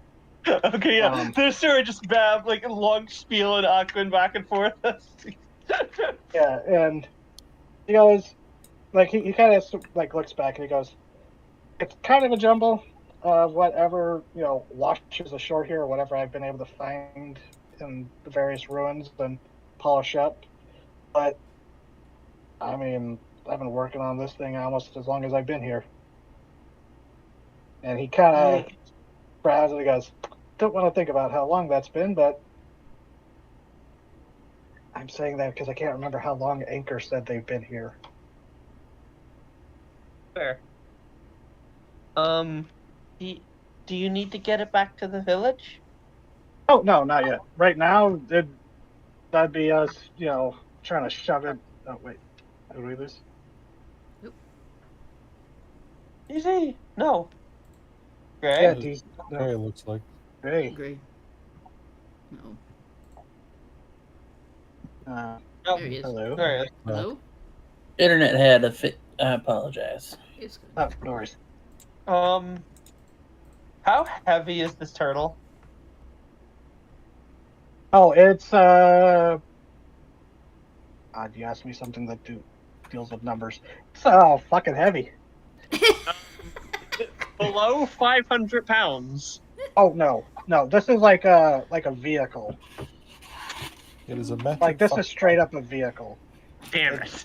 Probably close to, over 1,000 pounds. That's the Yeah, best okay. measurement. Fucking heavy. Fuck done. fucking heavy.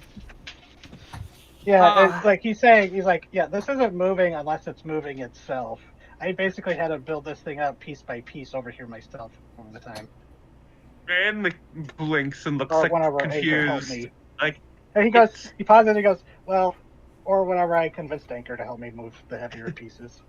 It's not alive? And he goes, not quite. It's like, and he's saying this and he's like, you met Anchor and a few of the other Warforged. Yeah. They are alive. This is not as advanced as they are. This is not as real as they are. But it's here. Yes, it it's exists. It's just not alive.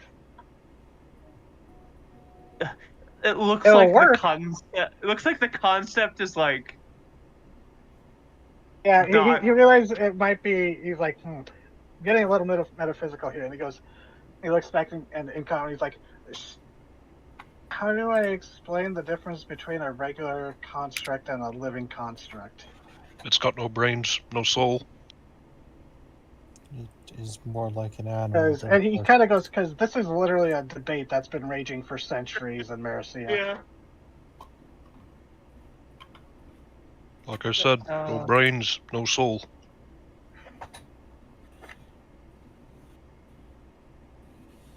Great. There's a lot of plasmoid here. You say that about no brains. Not the little I mean, they kind have of brains. brains. It's just not the same kind of brain. Yeah. They don't think. It's a brain coral. But so You said you and he needed just help goes, moving it, though? "Oh no, it's not ready yet. I'm gonna stay here. Well, you can pass along that I'm doing right if you take Yuri back to the village. I'm gonna stay here. I'm gonna." Kind of looks over to the butchered bandit flies and he goes, "Probably gonna boot them over the cliff." Yeah, I was going to ask that The next. Avengers.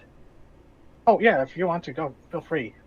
All right. And he kind of like looks up at you. And it's like, yeah, feel free. Yeah, he's going to start dragging them courses of the cliff. That was exactly what he was thinking. Like, Okay. Yeah, yeah, fairly easily with your strength, you haul them off the side and they go tumbling down into the water. And actually, from where you're like standing on the edge of the cliff, if you look, you can actually see the campfires of the village, like off in the distance, because this is kind of like at the edge of where the inlet where the village is situated is. Mm. Mm. Like, you'll see it when we go back to the map, but... Brian heads back inside. Face still clearly, like, trying to understand these new words and concepts. But she heads into... What's the harpy's name? Throw? It's Neri. Neri, thank you. Heads over to Neri and like, Neri? I should look it up. Can you walk? And she goes, yeah, I think so. It was flying was the problem. I kinda not used to carrying so much for so long. Kinda gives like a wistful chuckle as she's very clearly not saying what she was hauling. Do not fly here. There is a massive aerial predator. Big, Oh, big, yes. big. I didn't see it, but Jairus warned me about it one of the times I was awake. If you can't walk, I can help. And she with someone's help, she does stand up and she's like, no, I can walk. Okay. The healing really helped her out with that. While she's not at full health, she's close to actually maybe like a third of her health. She's not so injured she can't move anymore. Okay. And Jairus goes, so I'm gonna stay here, clean up, and let who did I say was the village elder? Miranda, I think. Oh, Matilda. Tell Matilda I'm doing fine. Reassure Anchor. I'm just keeping up my work. I not to spoil Matilda. Anchor knows what I'm building, but I want it to be a surprise to her. I want to prove that I'm just not the crazy person at the edge of the village.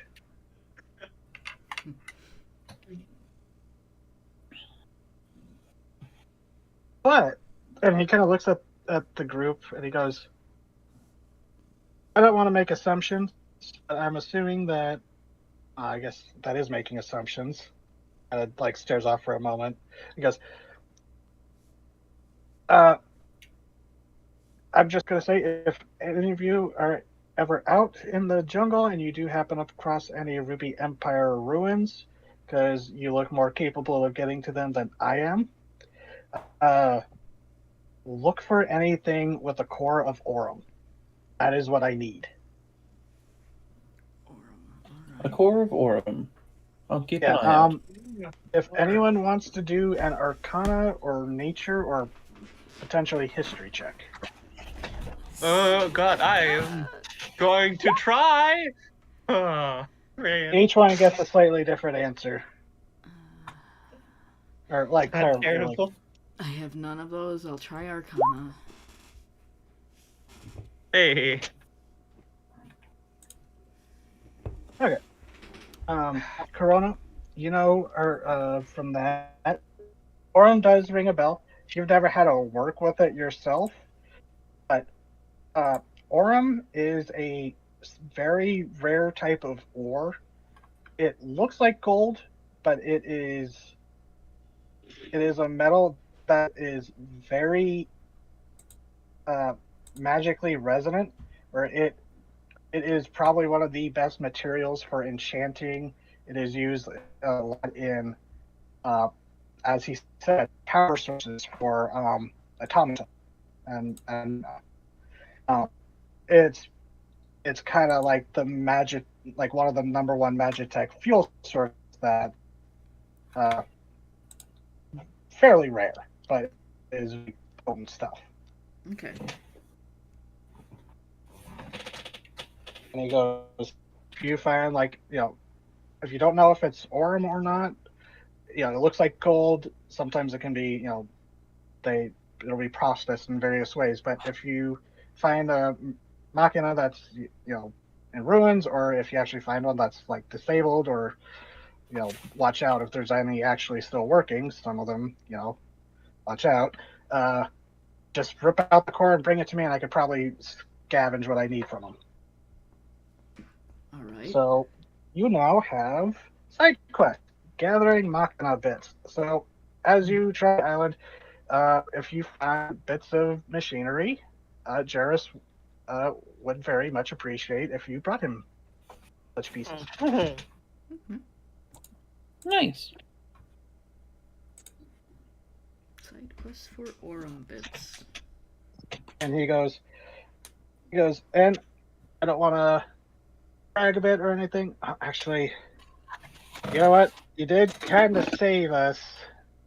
So, you know what? Here. And he goes over to the stand where he had the potion or the alchemy set, and he rattles around some of the glasses, and then he like pulls over like a crate that he looks like he salvaged, and he pulls out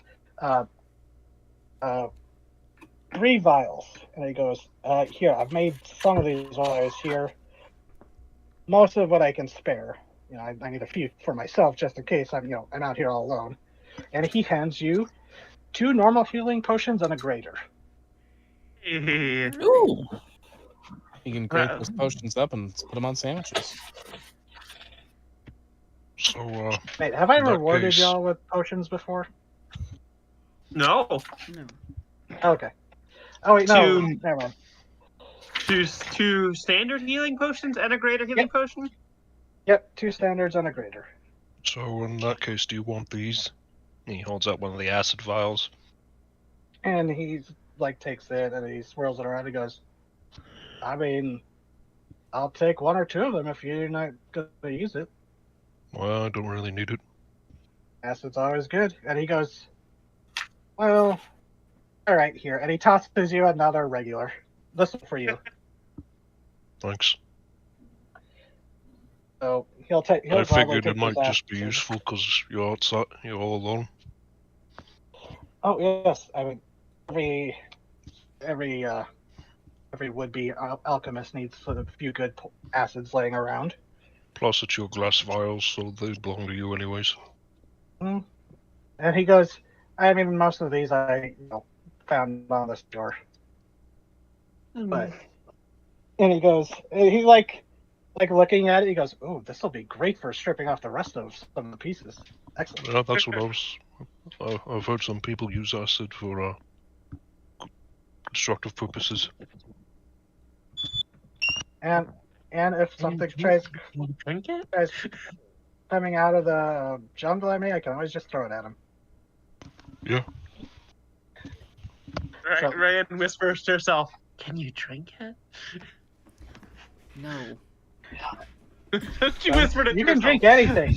Some of them only once though. Sure, you can drink it once.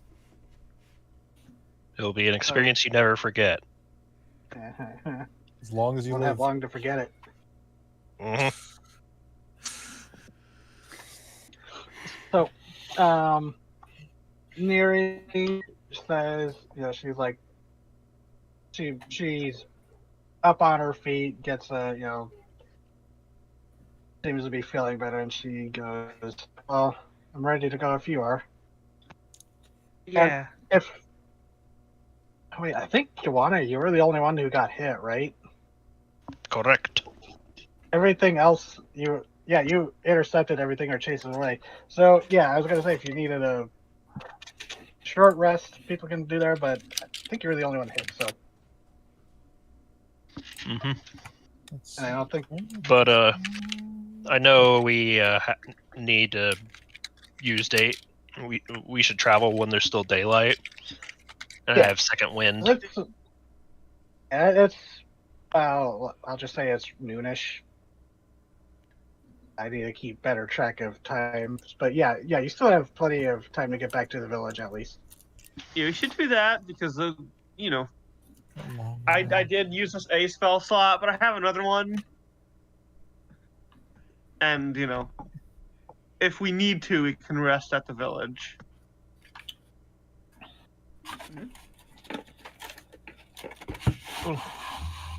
Had I known we'd stay, and I would have not thrown them away so soon.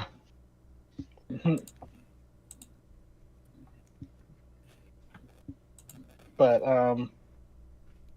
yeah, up to you all. What do you want to do now? Well, we've done our task, so it's time to go back home. Yeah. Village. I'm more or less in one piece. We can just leave. And just for a reference point, since I can't see the world map right now, the yeah, swamps were sorry, the opposite direction we were supposed to go, right? Mm-hmm. Yep. Yes. Yeah. And you still haven't told us. I mean, we've been busy. Okay, The so whole walk. We've been There's a lot of walking, things you haven't told people. Yeah. I'm just gonna put Jairus' token here to show where he's at. Hey. Hey. Slowly we So would yeah, fill you up were the map. able to like look back in towards where the village is by seeing the campfire smokes. I guess this way you could still keep in touch, you know.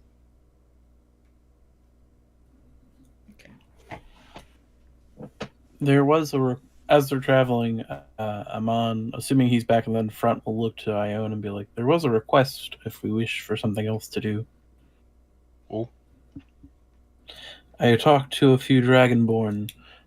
Their superior officer is apparently camping in the swamps, the opposite direction we were heading. So I had not brought it up because, well, we already had one goal that we were expected to do, and I didn't want to just force it upon people. Okay. So I was going to ask if you would like to help me with that, Ione. Sure. Cool. I'm a little small. Sometimes I miss things. Yeah. You're definitely small.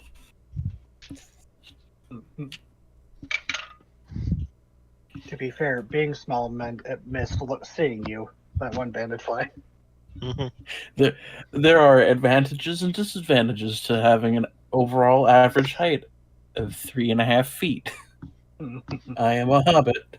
There are benefits to being a marine biologist. There are benefits There to are many being a benefits marine to being a marine biologist. So,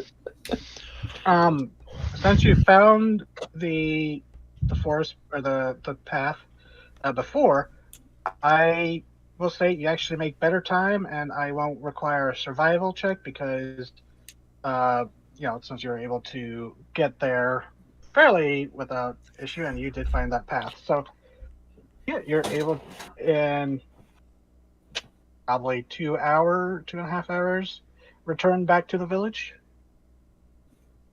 Miri does have to take a break or two, like 5 or 10 minutes just to catch her breath, but she, stubbornly continues, keeping pace. That's good. As And they're going, right, and it's just like mumbling words to herself and checking her book every now and then.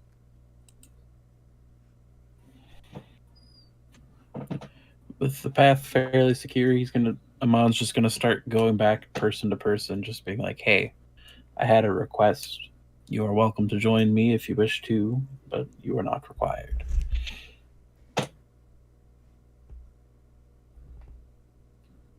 I guess Rhea will probably be the next one because she's reading a book, and he can interrupt that without feeling too bad. So he's just gonna slide up. So that's how that works. So that's how what works. Just like in Aquin.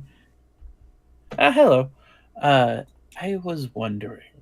I know we're heading back to the village, but I was given when we were at the village just before we left on this quest, another request to see if we could find a black dragonborn in a swamp. And I was wondering if you would like to go along, because I'm not sure you've ever been to a swamp before. I personally love swamps. They're one of my favorite places to be in. Do I know what a swamp is? Yeah. Okay. I've not been to one, but I know what a swamp is. I mean, especially speaking in Aquan now, you grasp the subtleties. Yeah, I know Excellent. what it is. I Even get if they're as like a joking thing. I guess the word for swamp in Aquan would be sort of like muddy water adjacent. yeah. Brackish. Yeah, Or brackish. brack. Yeah. Okay. Yeah, I'm fine with that. I'm not. She yawns loudly right in your face. Yeah, I'm good. If you need to rest, you can rest. Fine. If you say so. You're more than welcome to join me and Ione. And now, if you'll excuse me, I'm going to ask everybody because it is important to ask. It is honorful to ask. You really don't speak deep speech, but you speak Aquan. Yes, I learned it from.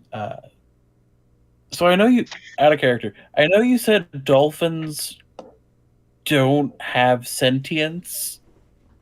So I'm gonna have to come up with an actual reason. From the sentient dinosaurs, because it wasn't just the land-dwelling ones that are awakened. So there are some cool plesiosaurs and stuff that would be able to communicate. From the fish dolphins. Yeah, from the ichthyosaurs. Yeah, you learned it from an ichthyosaur. The lizard dolphin. My mistake. Lizard dolphin. Lizard dolphin. Yes. Oh, yes. I learned it from awakened ichthyosaurs, or as I believe the term is a little more commonly referred to in most tongues, lizard dolphins. They're not much different than a regular dolphin, but the ones that talk are actually very polite. Oh, they got lizard dolphins. Lizard dolphins. You have seen lizards. There Yeah. have been lizards climbing on trees and stuff. Do I know what dinosaurs are, his... Sarah? Amon reaches into his little... Okay. Oh God, I'm so bad at these. I want to know if I know it. Oh my God. Yeah, you. Okay. Oh, yeah, you know dinosaurs. I know what dinosaurs are. They're. Yes, I can hear you. I was just trying to get the. Sorry. I was trying to find out if I knew what dinosaurs were for. Well, Amon's going to pull out his sketchbook and flip to some of the earlier pages in it and show, in particular, the sketch he made of the ichthyosaur that taught him Aquan. You captured them in your book? I like to document things with drawings. It helps me remember and is easier to show sometimes to people rather than verbal communications. They can have some interesting... You caught them in the book? No, I did not catch them. I copied them? You can do that? I could show you how if you'd like. She blinks, and her eye turns into like a kaleidoscope. And she's going to use her Eldritch Sight and look at at your sketches. It is theft and therefore valid. Are these sketchbook magic? No, it is just, in fact, drawings. Yeah, like in a poetic sense, one could say, art is magic.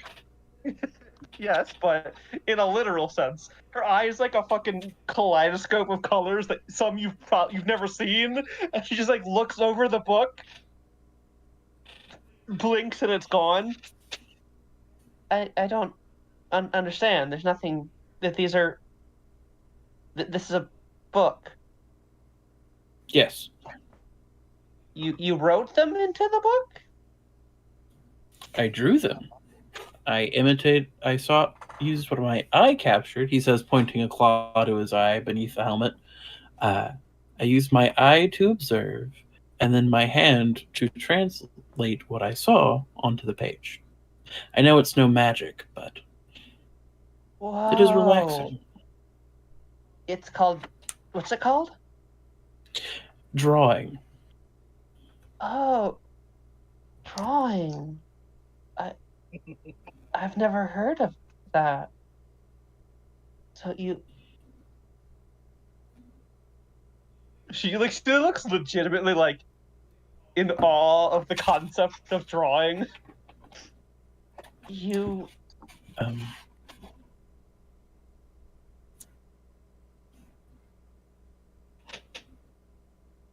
And you can take what you see and then draw it into something. Yes. Some people are very clever with their hands and tools and can carve it into things like stone. But I do not have said skills. And he's just going to like gently hold the sketchbook in his hands, and just closes it and passes it to you, Rayon. It's like, I'm going to go talk to the others, but if you wish to look for a bit, you are more than welcome to do so.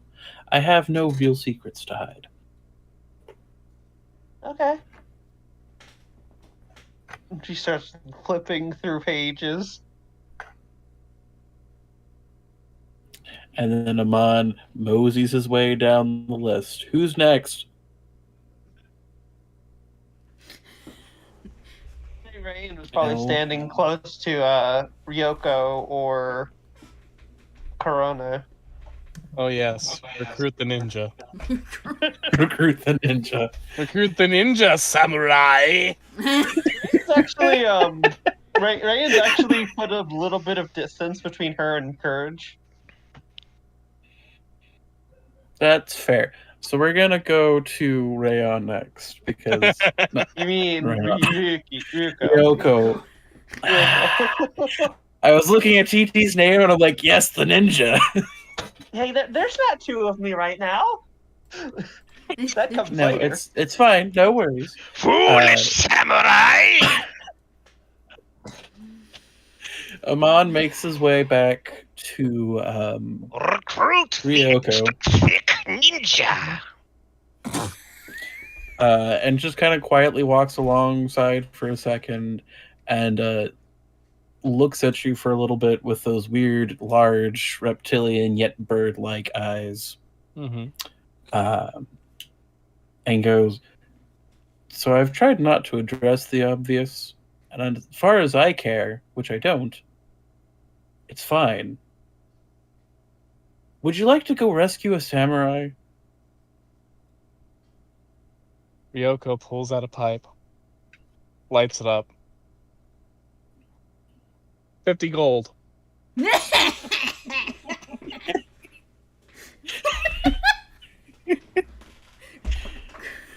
Corona's walking just a little bit ahead of you guys, and she turns slightly to look back like, what the fuck are you gonna do with that? The principal. It's the principal. Do we have any gold left Yeah. from the shipwreck? Oh yeah, We you're have able to our recover gold, your yeah. stuff. You know, a mess of gold, depending on, you know.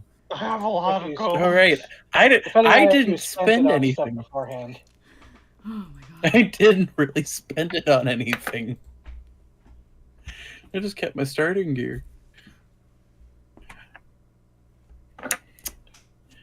30 gold, because you're also getting the pleasure of humiliating someone who actually cares about his rank and the conflicts of samurai. She puffs a smoke ring, and she looks at you with a smile that's not at all comforting and says, when I work with honorable types, I demand full payment up front. 50 gold. Oh my god. I love her.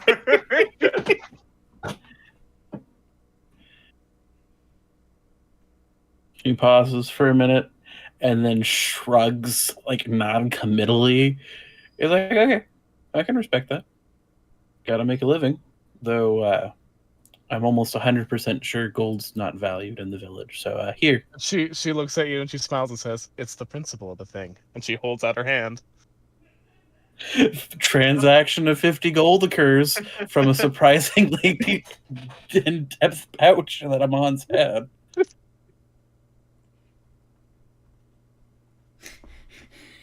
You have secured the We're going.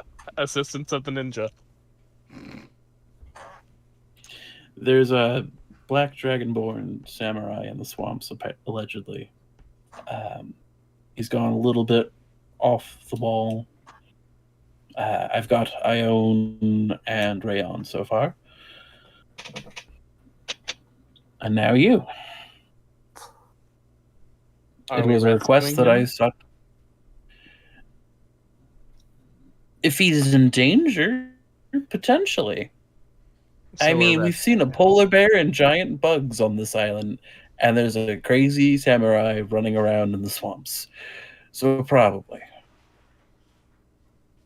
All He right. hasn't been heard from in a while, so it might just be a recovery. And he shrugs. I know the Dragonborn are more picky about it, but Do you know back swamps? home- Do you know back home- swamps? Do you have someone? oh who yes, knows swamps? I love swamps. Swamps are fantastic. You All right. really should come visit the island if we ever get off. We have lovely waterfalls and swamps and great places. And the wine we make is fantastic. Oh. I can't tell you about the smoking pipe. I've never been one for it myself, but you ever seen a 3.5-ton herbivore get baked? I have. And it's a sight. Some berries are very popular in Gardenia. Strange life you lead, samurai. Well, if we have a plan and we have a appropriate intelligence, I'm ready when you are. It'll be almost as soon as we get back to the village. Perhaps some time to rest. 64 GP. Wonderful. I am now down to 830, if Jesus my math is right Christ. on this thing. I have a lot of money I- as well. I didn't spend it on anything. I It was like will admit, you're like I kind of threw you all a lot more gold than I should have, but we're rolling with it. Wait, what happened? We have a lot of gold. Yeah. so. Oh, I overestimate or underestimate. I misestimated how much I was giving you because I'm not sure if it was over or under. oh. Well, Uh, I will it spend can- it once we have a place to. Yeah, that was kind of the thing. I gave you all this bunch of money, and then I'd throw you on a jungle island. Have fun. Yeah. I'm glad I spent mine. I mean, with all my starting gear, I'm like, I don't terribly need to buy things. What Okay, the one fuck second, was I got- that? I'll be right back. That was roommate. That was TJ. Jesus.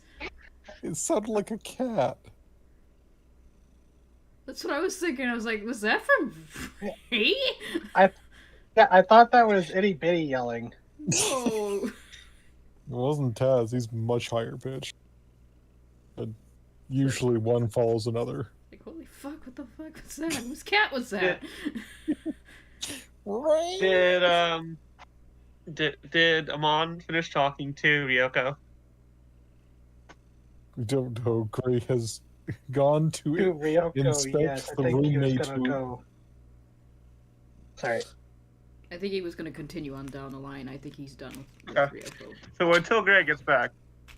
Yes, I got back. oh, TJ okay. stubbed his toe. Oh, jeez. Oh, fair. Fair, Oh. fair. I've made that noise when stubbing my toe. Yeah. Yeah. I thought Tom if had you wanna been do- trying to catch Jerry and got a frying pan on his head. It did kind of sound like Are that. they laughing at me? I feel like they're laughing at me. We thought you were a cat! They thought you were a cat. I thought somebody had stepped on a cat. Yeah, like TT said. Oh, Tom yes, and Jerry. Yes, if other people want to like do things as we're walking back to the village, please interrupt me. Otherwise, I am just going to go down the list. I don't have anything planned. Yeah, because it's just, you're all on the way back to the village. There's not really much going to happen on the way back. Carano's just Yeah. kind of strolling That's fair. around. Every once in a while, still looking up at the Yeah, treetops. that- Like, I'll say that above 20 survival check was what let you find the path. Because otherwise he was okay. just going to point it out to you on the way back. He's like, oh yeah, there's a path you can take. But you found it. Nice. Yeah, so I guess next on the list would be, let's see. Courage may Corona or blossom in Quiet quiet hearts. We'll go with quiet hearts. And Amon's gonna just quietly fall back to where quiet hearts is, and it's like, so how are you holding up?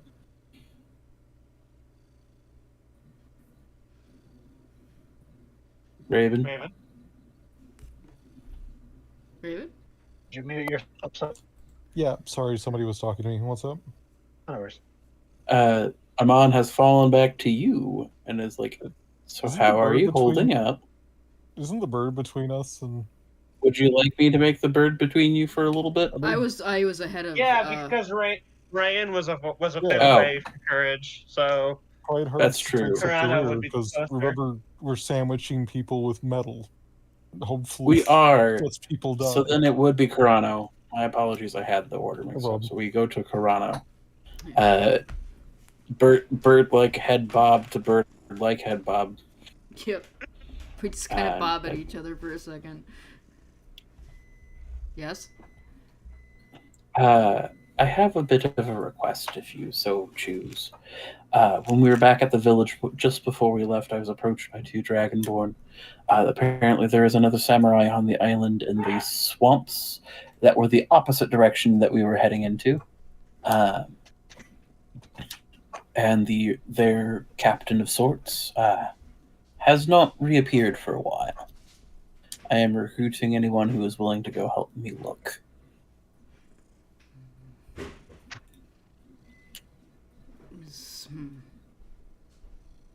She's kind of. It is trying to go. She keeps walking Go ahead. for a second, quietly, not answering you, but and looking straight ahead. She goes, "All right." Now, from what details I have, it's a black dragonborn samurai warrior.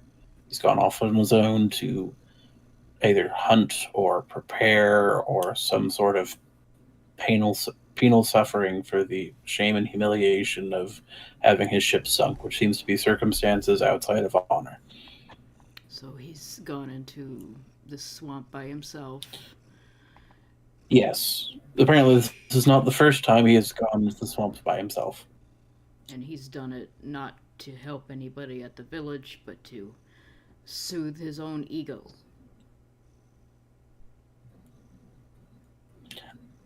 I'm not saying that's not what's happening, but I feel like there's more I haven't been told about it. In any sort of a situation, he's 3 days past his usual time of reply, and given that we have both seen a gigantic polar bear and gigantic flies, I don't trust that there's not something out there chewing on him or trying to chew on him.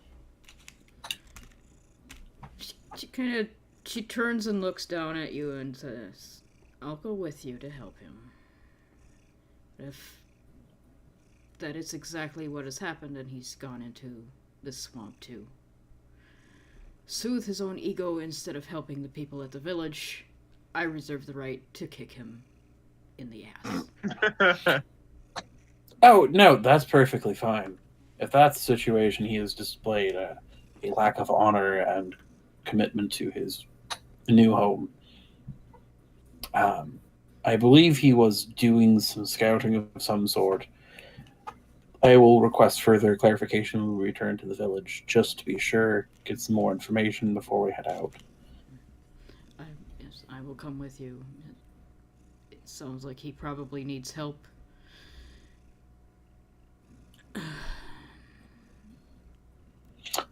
That's what I am concerned about.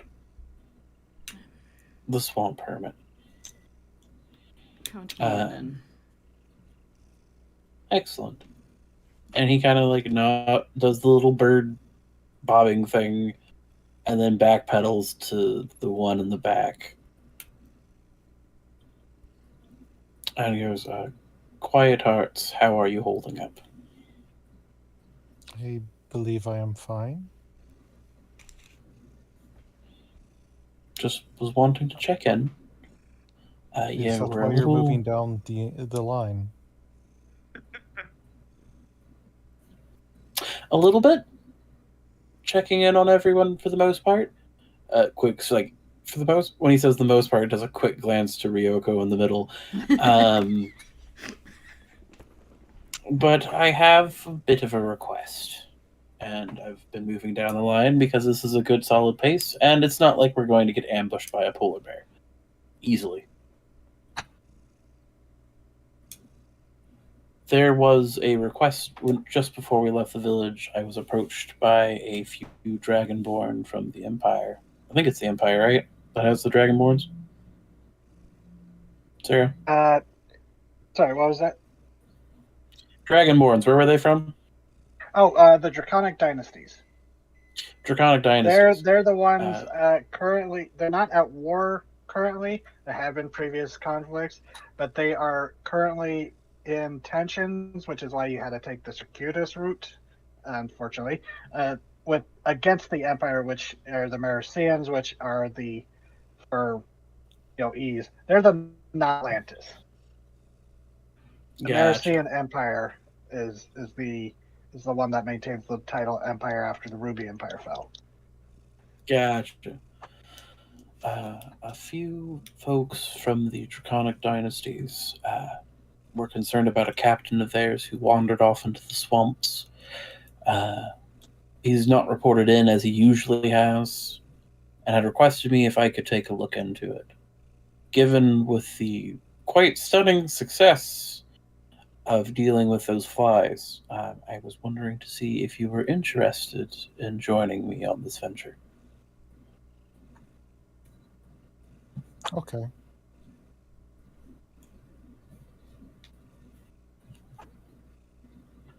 Just kind of like he blinks for a moment because that was way too easy. And like looks at Ryoko, was like, maybe my standards were too high. May I ask a question? Yes. Why are you doing this now? We were all together earlier. I'm assuming before the Dragonborn spoke, or after the Dragonborn spoke to you. We were together at the tower, and we would be together when we return to the village. Why speak to everyone one by one? Why not wait till we are together? He kind of pauses and considers it. And he responds after a moment. Well, if I may be honest with you, Quiet Hearts, while we have traveled together on ship, we do not know each other yet well enough for me to feel comfortable just to blindly ask aloud. Different people have different motivations, better standards, and it allows me to get to know you a little better based on your answers.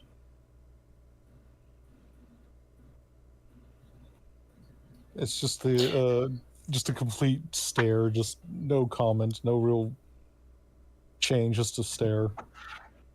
Yep. As to why I didn't do it before, I do unfortunately have a bit of a reputation for being a bit of a scatterbrain. It was just moments before we left for the road onto traveling to find the tower. Or to find the tower, yes. And I was helping Ione delve through the jungle. And then we immediately set upon the robber flies. And then after that, we were dealing with the injured person, and then there was the whole shenanigans about the fact that I didn't realize Rain could talk in Aquan, and I could speak in Aquan the entire time. And, like, I'd never heard her speak Aquan. I heard her do the deep gurgly, and he like does like a little hand motion. It's a little weird. I didn't know what she was saying. I didn't know she spoke Aquan. I would have been speaking Aquan this entire time, but I figured now that while there was a moment to breathe, a moment of sure not to be thrust into another situation of chaos, that asking seemed important.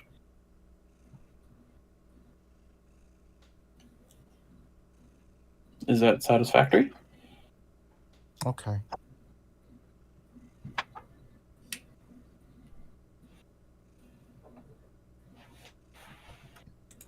Excellent. And I do apologize if this is meant to be rude, but was that your first time shooting lasers out of your eyes, or is that something you did before this? No, that is common in battle, Oh, especially for flying enemies. I cannot reach them easily. I understand and sympathize. It was a very good strategy.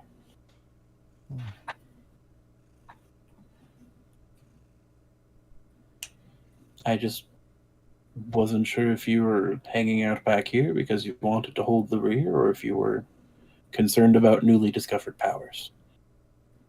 It is better if those in armored are attacked first. Yes. So, and speaking of which, I should probably get back up to the front. While I do enjoy our friend Ione, he does not wear armor. Though, I don't know if they make armor his size. Though I did see have you ever seen an armored Tyrannosaurus before? A terrifying combination. What is a Tyrannosaurus? Okay, so imagine me, right? With my arms here and my legs, and you can see me, right? Yes. Now imagine I had a head almost as tall as rain, and I was almost as long as a building, but I only had 2 fingers and my arms were roughly around the same size. Hmm. They are the native.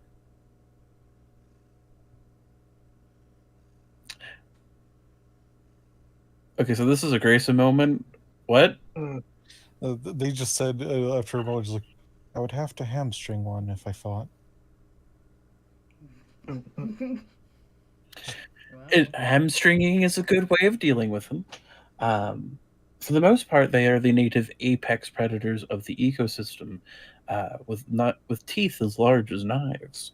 In fact, there is a small ritual amongst the Troodon back home of having tooth knives from a tyrannosaur.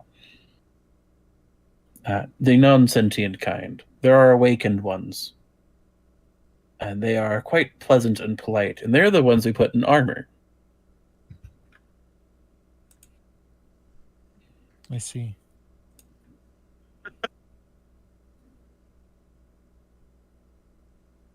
I think you would enjoy them. I would show you my sketches, but Rayan has my sketchbook right now. So I will make my way back. It is quite a sight seeing a Tyrannosaurus Rex wizard doing the components with the gestures with the little arms to cast lightning bolt. God. So it's not. So T-Rexes have small arms proportionally. A Tyrannosaurus's arm is roughly as large as a man's. Unfortunately, a man's arms are also about the size of a man's. Yeah, it's not like watching a Carnosaur cast a spell. Yes. I can imagine the scene from the new documentary that went around where it's doing the arm flailing. It starts shooting lightning. I think I saw that edited as a GIF. Here, let me see if I can pull it up.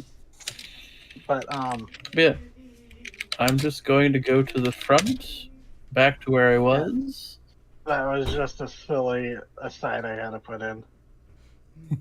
No, that's absolutely fair.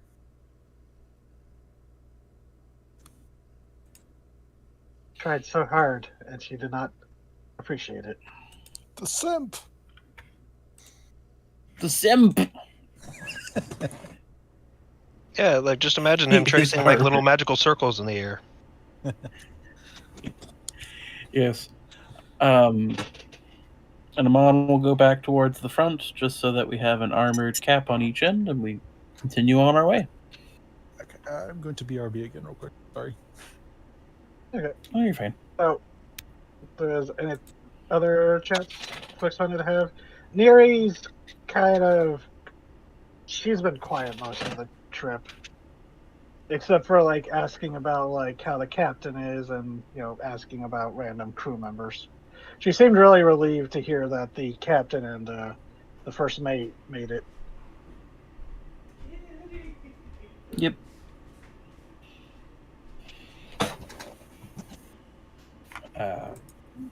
And Amon, as he goes through, will update her on who he's seen survive. There were many crew members that he wasn't keeping the most track of, that kind of a thing. So, Yeah.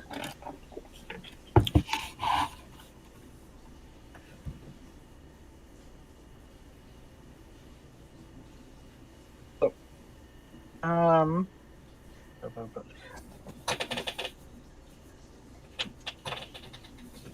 hold on, I had something.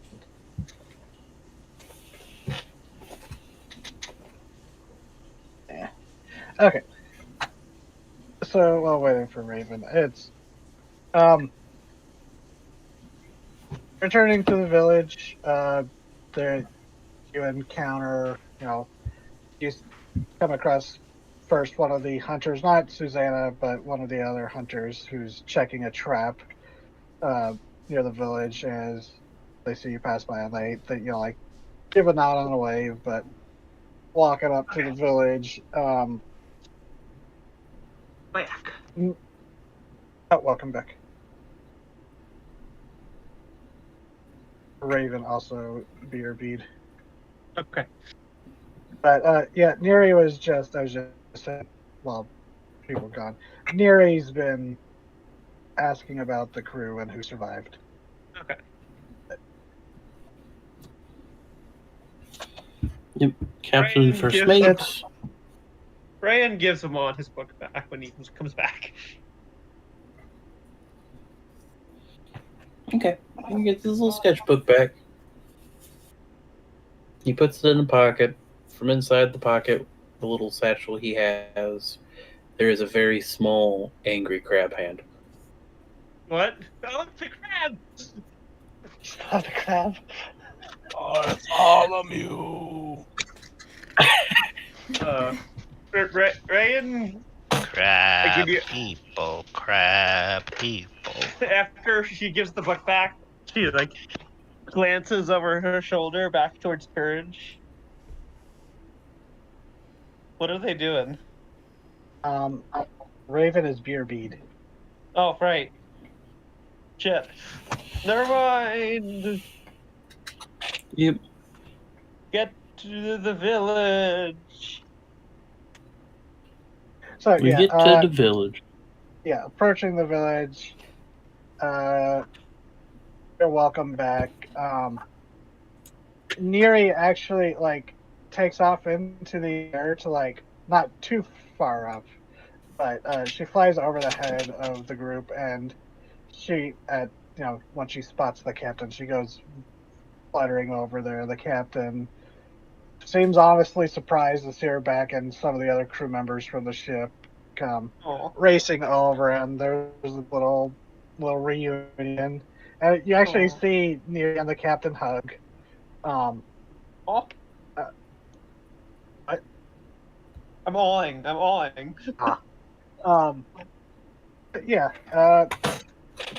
And then the cat Neri goes off with the Rolf, the first mate, and they're talking as they go, and looks like she's gonna go get some proper food than what Jarrus had. But walks over and she goes, "Well, I'm honestly, thank you. I wasn't expecting to see her again." sex. Good. Right, we're hearing about some of the things that are on this island. I don't like being here. No, not safe here. And she goes, no, well, definitely not. But I'm glad you're able to save her and this other. And she kind of frowns. She goes, it's just sad Broloff didn't make it. But There wasn't anything we could do. By the time we got there, he was already gone. oh, I'm not placing any blame on any of you. It's don't worry about that. It's fine. Honestly, he's not the first crew member I've lost to bandit flies. It's just an unfortunate fact. Sometimes it's just, it's just sad that he made it to land and then he got taken by one of those buzzards. But oh well. Good to see you back in one piece though. And then she like looks at you, Ioane, with some of your sketches. She goes, mostly in one piece. You doing okay, big man? Yeah. That's what I like to hear. He wrestled one of them. It was very impressive. Yep. Nice. Then I cut him up. Oh, good. And she goes, good. They deserve it. She does not seem very sympathetic about these things. But I mean, they did kill one. They've killed her crew members. There's understandable. It's a good thing you specified that our harpy friend didn't fly too high up in the air, because that'd be so fucked up. It's like, hey, everyone, I'm back! It gets snatched by the bird. God, it's After like we those went videos, through all the trouble of rescuing her, it's just like, crap! It's like those horrible those videos where it's like a class of school children like help the bird recover, and then they release it, and then a hawk just swoop. Oh. Or like a mouse or something. It's like, oh, the mouse is running out of the field. Here comes an owl. Oh, Can I insight? Too appropriate. Can I insight her, Sarah? I want to see how a vibe for how she's feeling. Vibe check. Go ahead. Vibe check. Go. Aha! Fuck you. Roll 20. I'll just say on the surface, and you're not sure how deep this goes, she is very grateful that Neri is back, but it is also tempered by her annoyance at being on the island still. She's not really hiding those two, but I'll just say that when the group she saw Neri, she brightened up. She was like the one who initiated the hug. Neri tried to do a salute with her wing, and it's just like, I'll give this for free just because you've seen them interact before on the ship. They're pretty close. Maybe not adoptive, but you get the feeling that the captain is sort of a mother figure to the harpy. Okay. Adorable. Yeah, Neri's fairly young. She's older teens, 18, 19-ish. Oh, baby. Aw. He's small. They're both babies. Lifelink. It's fine.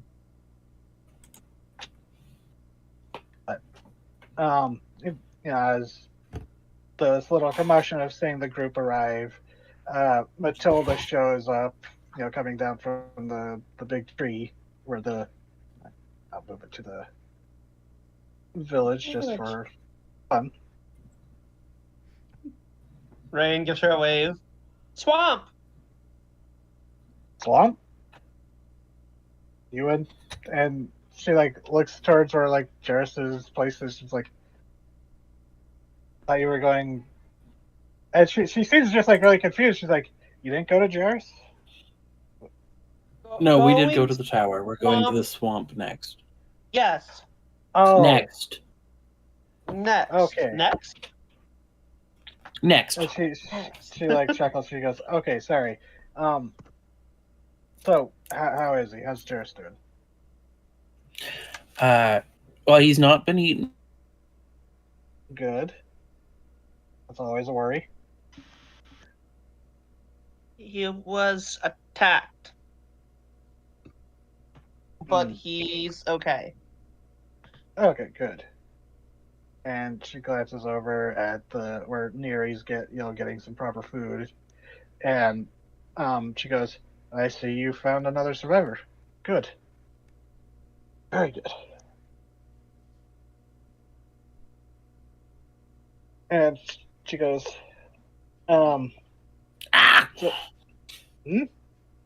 Sorry, I lost internet connection again.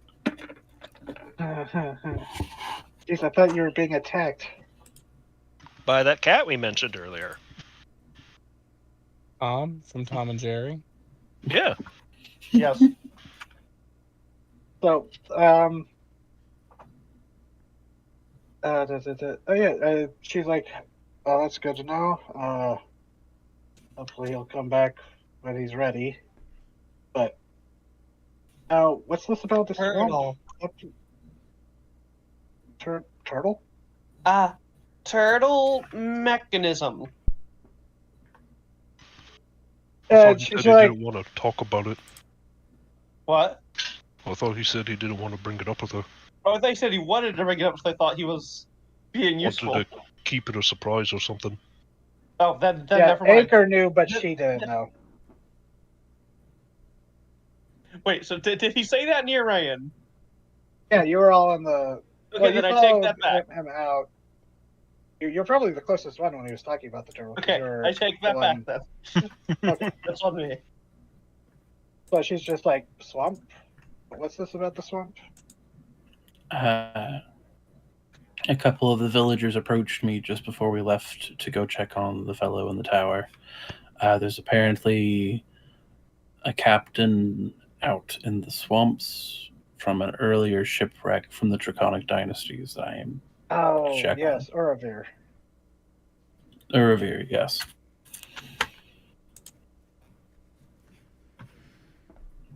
So we are Fine. planning on heading out soon to find him. I mean, that works for me. I mean, it's been a while since he checked in, and honestly, him and Anchor are some of our best fighters, so it's always good to know where he's at. Oh, and she chuckles and goes, "Well, after overhearing what you dealt with, maybe they've got some competition." So, yes, go check on him. He's been out of touch for too long. Now he's out of time. I knew that. I knew that you specifically would probably be the one to say something when I said that. As soon as it came out of my mouth. Unfortunately, he's out of my head when he's not around. So.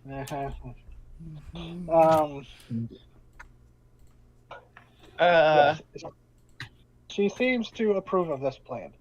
She goes, "Probably best if, unless you all don't worry about, unless you're not worried about camping, that, find a good place to camp down for the night. You should be safe-ish as long as you're careful.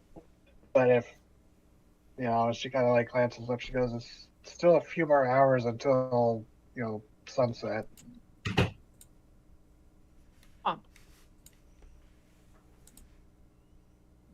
It would be best to do It's a about beginning. like 4-ish in the afternoon. So it's like 3-ish hours more of daylight.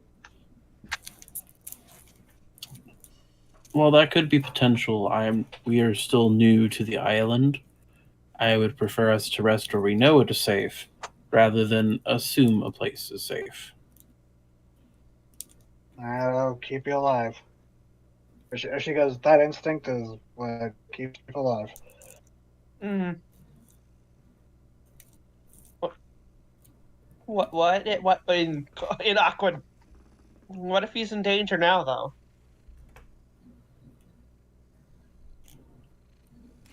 He's apparently one of the village's best fighters. Amana replies in Aquan. Even if he was in danger at this immediate moment, by the time we found him, he might be out of that danger. It is better to be rested and prepared than rush in bullheaded and get stuck and find another creature that should or should not be on this island. At that, Whiteheart says very poignantly, justifiable sacrifice. Whoa. What's a sacrifice? Amon turns and looks. No. It takes her a second, but then there's like realization on her face, and she spins to you, and she like, no sacrifices. Oh, good. I don't have to explain that one. He looks like this is the first time outside of the fight on the boat when you were getting hit a lot that she looks angry.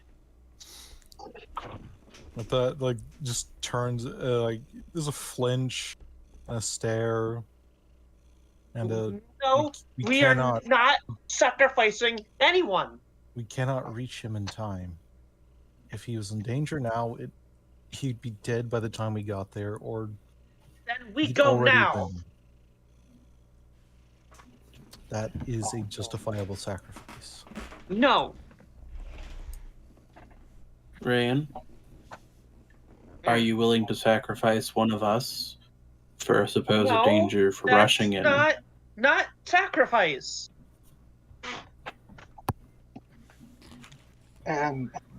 Matilda kind of steps in. She's like, "Okay, forgive me for stepping in, but for stalling any arguments,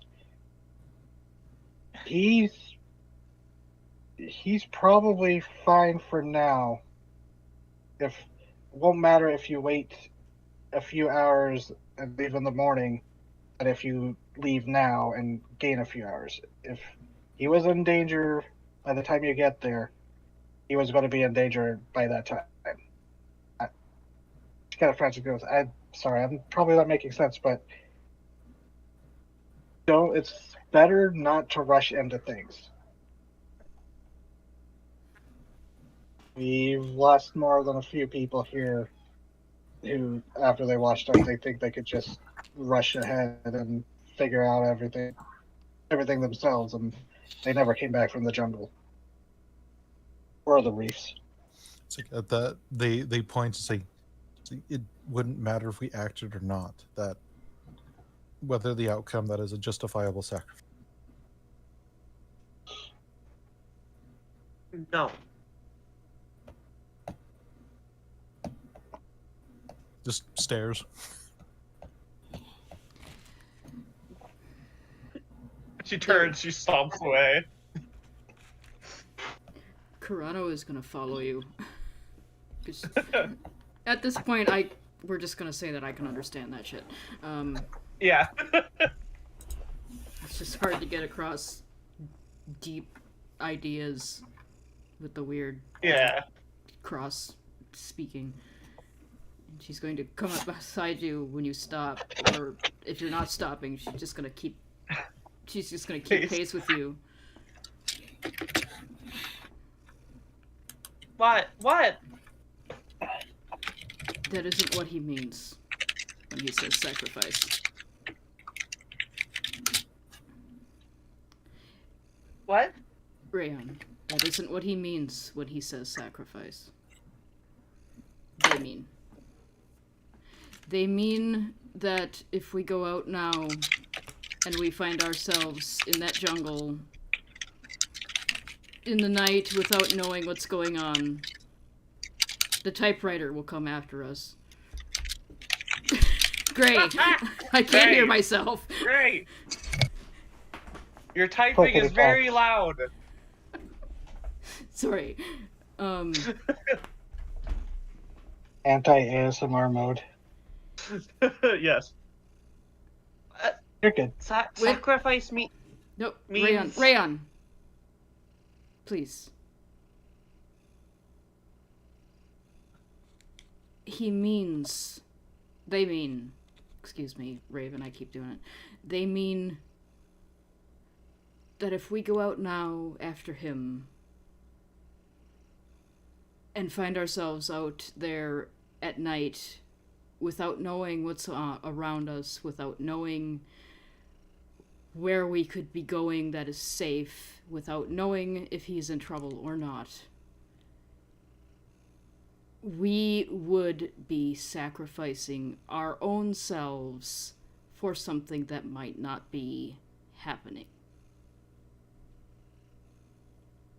If we have to take responsibility for helping this man, we have to take our own safety seriously first. Because if we die, he will also die. And we will have done no good.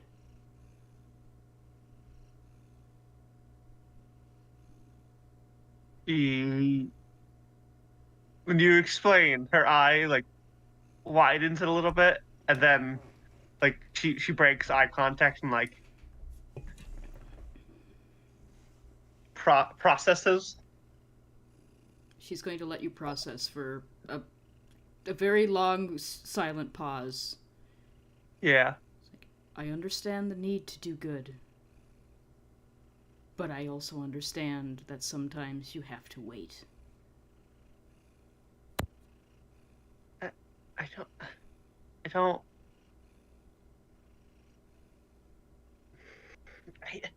His words are complicated.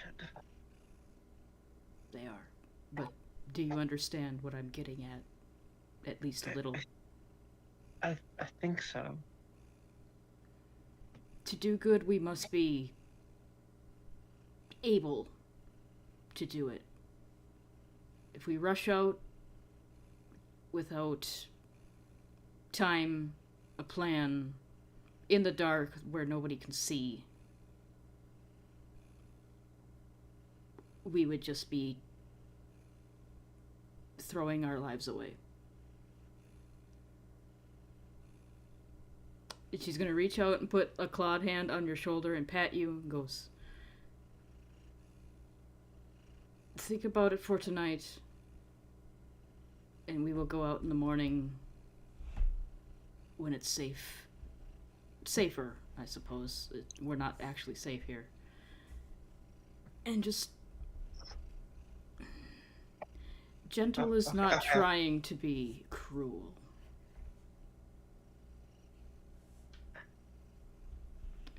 And she's gonna back up and nod at you and walk away. She knows she needs to be alone in your thoughts right now. Yeah. Right, Ryan's gonna go and just process new information.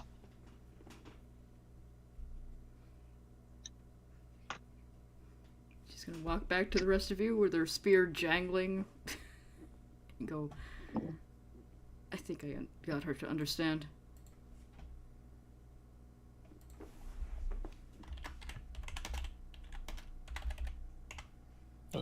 But Tilda kind of nods and she goes, it's impressive. Good leadership there. Oh, don't say that. And she kind of laughs and she goes, that's exactly what I said when I first watched it. Don't put that evil on me. Don't you put that shit on my head.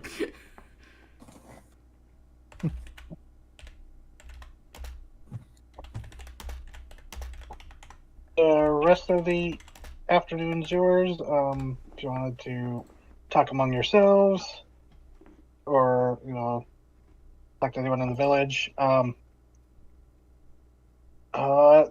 If the plan is leaving in the morning, the afternoon is yours. I think that was the plan. I wasn't entirely sure, but... Yeah. Right. I think that was... Yeah. So I will ask then as DM, what's the plan? What y'all doing? Well, unless given something else to do, Ryoko's gonna spend the evening drinking, smoking, and eating as much rations as she's allowed. Yeah.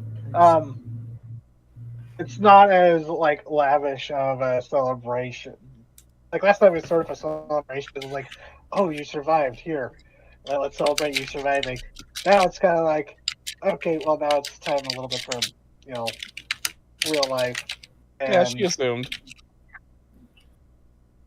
so as long as you're not like sloshed within 30 minutes, they probably won't be too worrisome.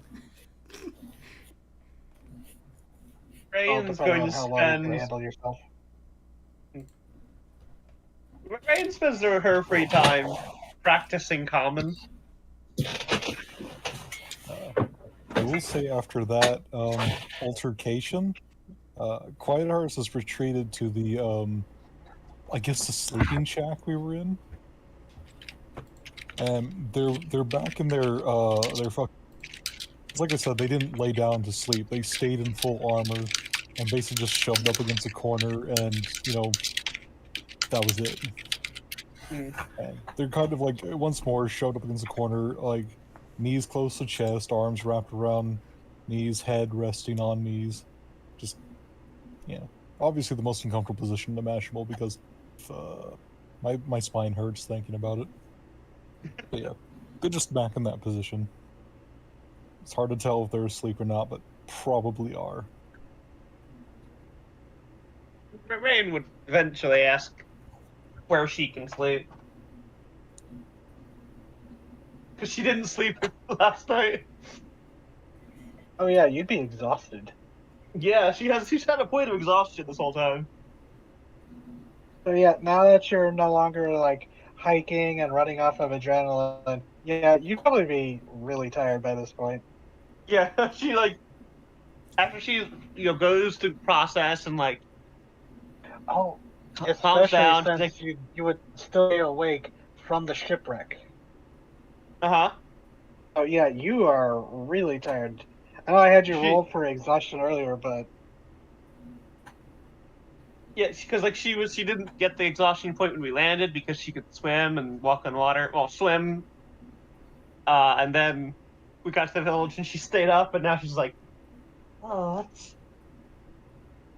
happening to me? You should go to bed. Oh, I don't know what. I think He's I'm just ill. gonna pick her up. Oh, okay. We're Put going child to somewhere. bed. Yeah, you're not getting a choice. You're going to sleep. But sleeping was nice, but there's something wrong with me now. Yes. You need to sleep Wait, why? because you're tired. What's tired? This. Oh, I hate it. Yeah, you need to sleep to stop that. I have to sleep? Yes. On purpose? Yep. Oh, that's so long. It's not so bad. You just have to get comfy. Blake's bleary-eyed. Yeah, he's just gonna carry her to bed. She's going. She passes out pretty fucking quickly. Okay. That makes things easier. Puts her on bed, puts blanket over her. Aww.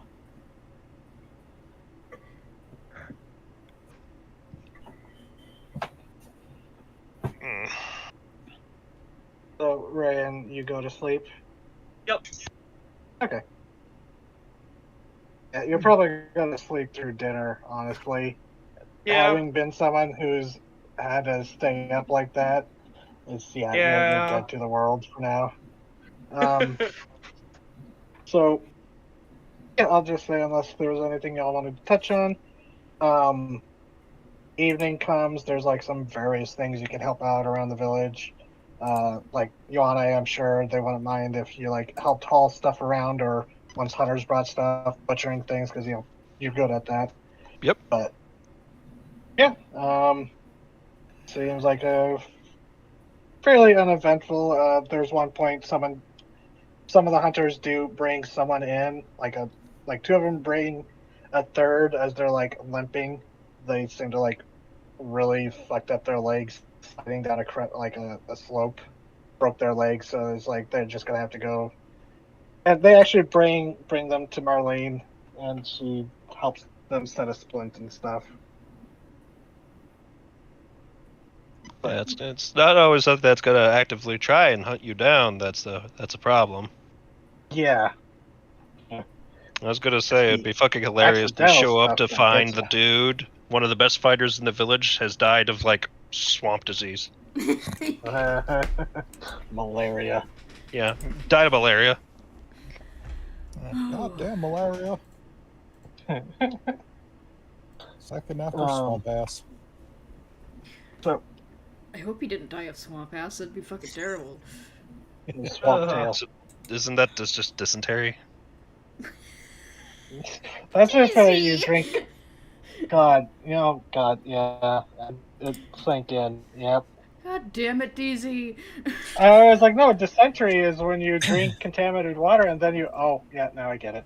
In a swamp. Anyways. And the swamp. Terrible. Yeah. Oh god.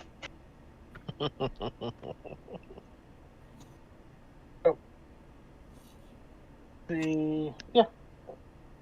Seems like well, you don't know what a typical night is, but it just seems like a quiet one as, sun sets and dinner's made.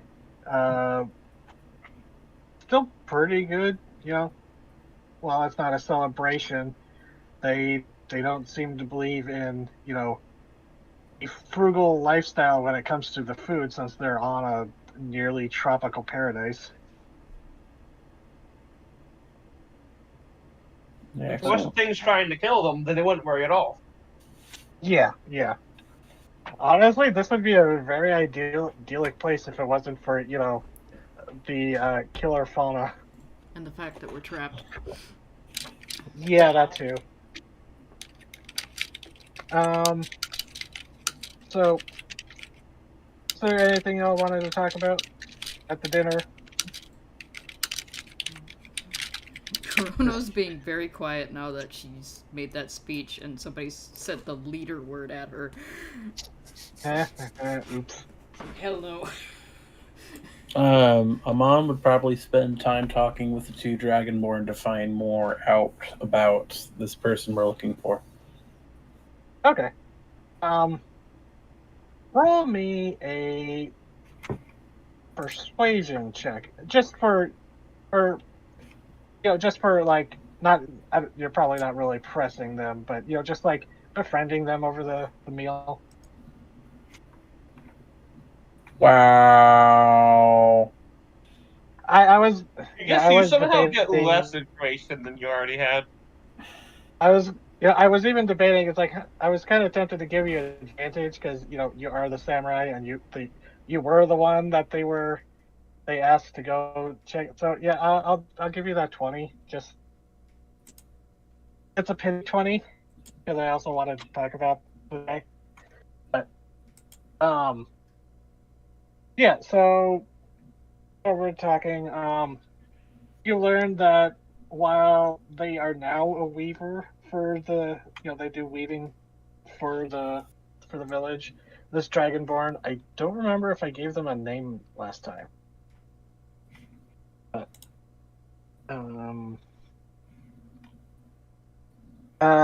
if I didn't, this person is named Zofkid. They are I think they were black scale Dragonborn as well. Yeah, they're both black Dragonborn. While they aren't like strict in that the dynasties or the houses of the dynasty, they're not strict about like keeping the colors on the metallics and all separated. They do kind of have. It unfortunately becomes like a theme for some of the houses, but Zofkid, you learned that they were actually the retainer for Urvir, and Oh, okay. through talking, you learned that Orovir is the son of a minor noble, or not. It's like he's not like directly in line for the household, but he's like, you know what I mean. It's the way he describes it, and the show is the house structures of the dynasties are very complex and convoluted with their own political structures and stuff. While he is not the direct, I mean, he is the direct, but he's not the direct heir of the house. He's like one of the later sons. Hold on. Yes, he's one of the later sons in the family. Yeah, I'm not making much sense of it. Thank you. No, you're making plenty sense. No, brother brought me my dinner. Oh. But,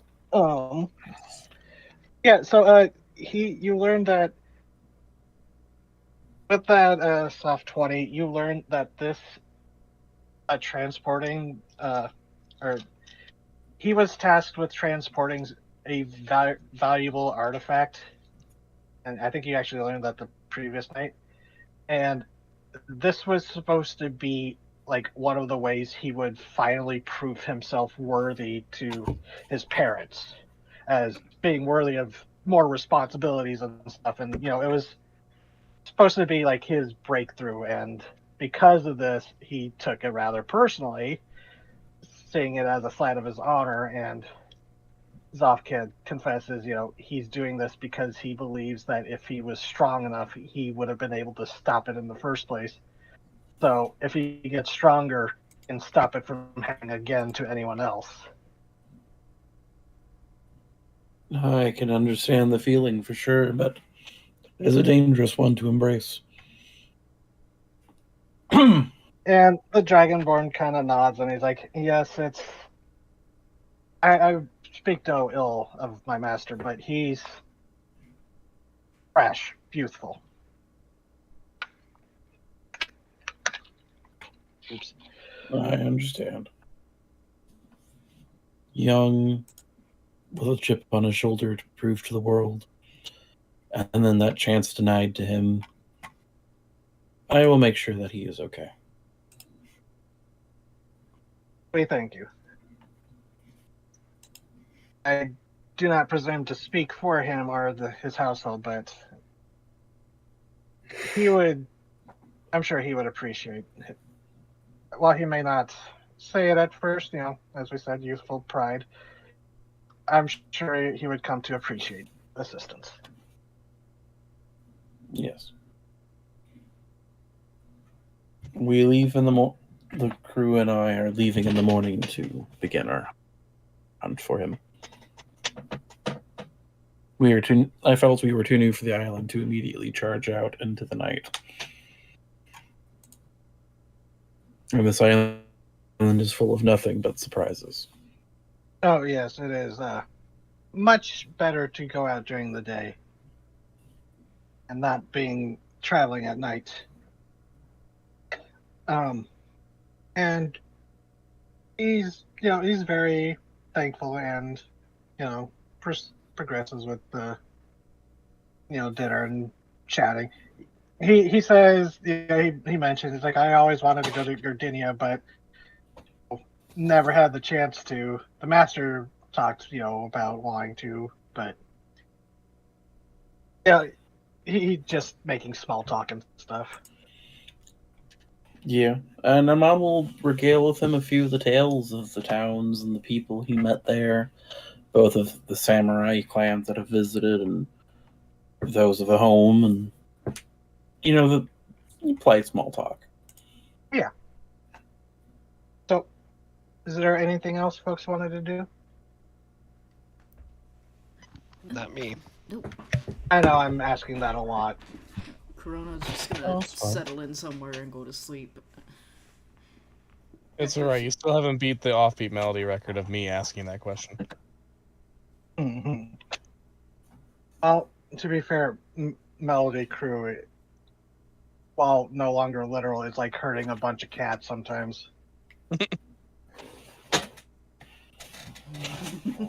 Hal upgraded from cat to moose. But yeah. Even nightfall comes. Dinner's finished. People start retiring to their huts, and Matilda says, "Don't worry. We'll get you someplace proper to sleep soon. If you don't mind sleeping here, at least it'll keep the rain off your heads." And as you're not sleeping, as the night went on, there was like a distant flash of lightning, and she goes, "We might get some rain." It seems, as she looks off to the horizon. She goes, "Just, eventually it will build you your own places or huts, depending on how you want to split up or stick together." But Ryan fell where she was put, so. Oh yeah. And actually, Ryan. Yes. This is the first time you fell asleep on the island. Yep. I want you to roll wisdom. Wisdom or wisdom save? A wisdom check or a wisdom save? A check. Oh god, my save is so much better. Oh my god. All right. So you went to sleep, and it's like you were so exhausted. It was kind of scary. Yeah. You hadn't been this tired before yet, but then you just conk out, and it's honestly you don't know how long it lasts, but it's a good solid blank sleep. You don't remember anything. There's no awareness. You're just asleep.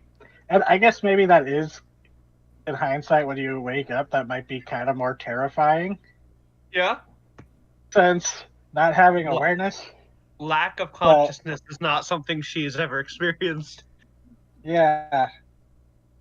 I say might be scary in hindsight, but I don't know, because eventually the darkness of your sleep goes to the murk of dream, and you feel that familiar weightlessness of being submerged, but there's that pressure of being deep underwater, where you feel the whole ocean pressing down on you, and it's familiar.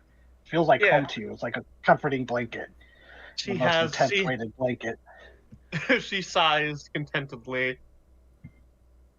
Get her scream. And in the depths, cold. It's cold and dark, and that's what you're used to. But then as there's this awareness. It's like a different kind of cold, a menacing cold, as you feel these tendrils writhe up and curl around you. Now you realize this is not how it's been before. You are much less than what you were, and tendrils coil around you and twist and pull. Can I lash out at them? You try, but you are restrained. You're confined, not by these tendrils or this pressure, but by your own shape. Oh my god. And you, as mightily as you struggle against it, you're pulled into this darkness, and then right before you sit up shouting in bed, 3 red eyes blink open, and you just hear the word, "There you are." Wait, what? There you are? There you are. In deep speech. Fuck! And that's how you wake up, and that's how we'll end the session tonight, because I think we're at end. Yeah. I want to state for the record that when you said that "there you are," you kind of garbled just enough for my brain to put the words together as capybara, and I'm like, why is the deep thing grabbing Rain and going, capybara? No, I try to do like a gurgly, ominous voice, but yeah. That would be terrifying. Capybara. The great demon capybara.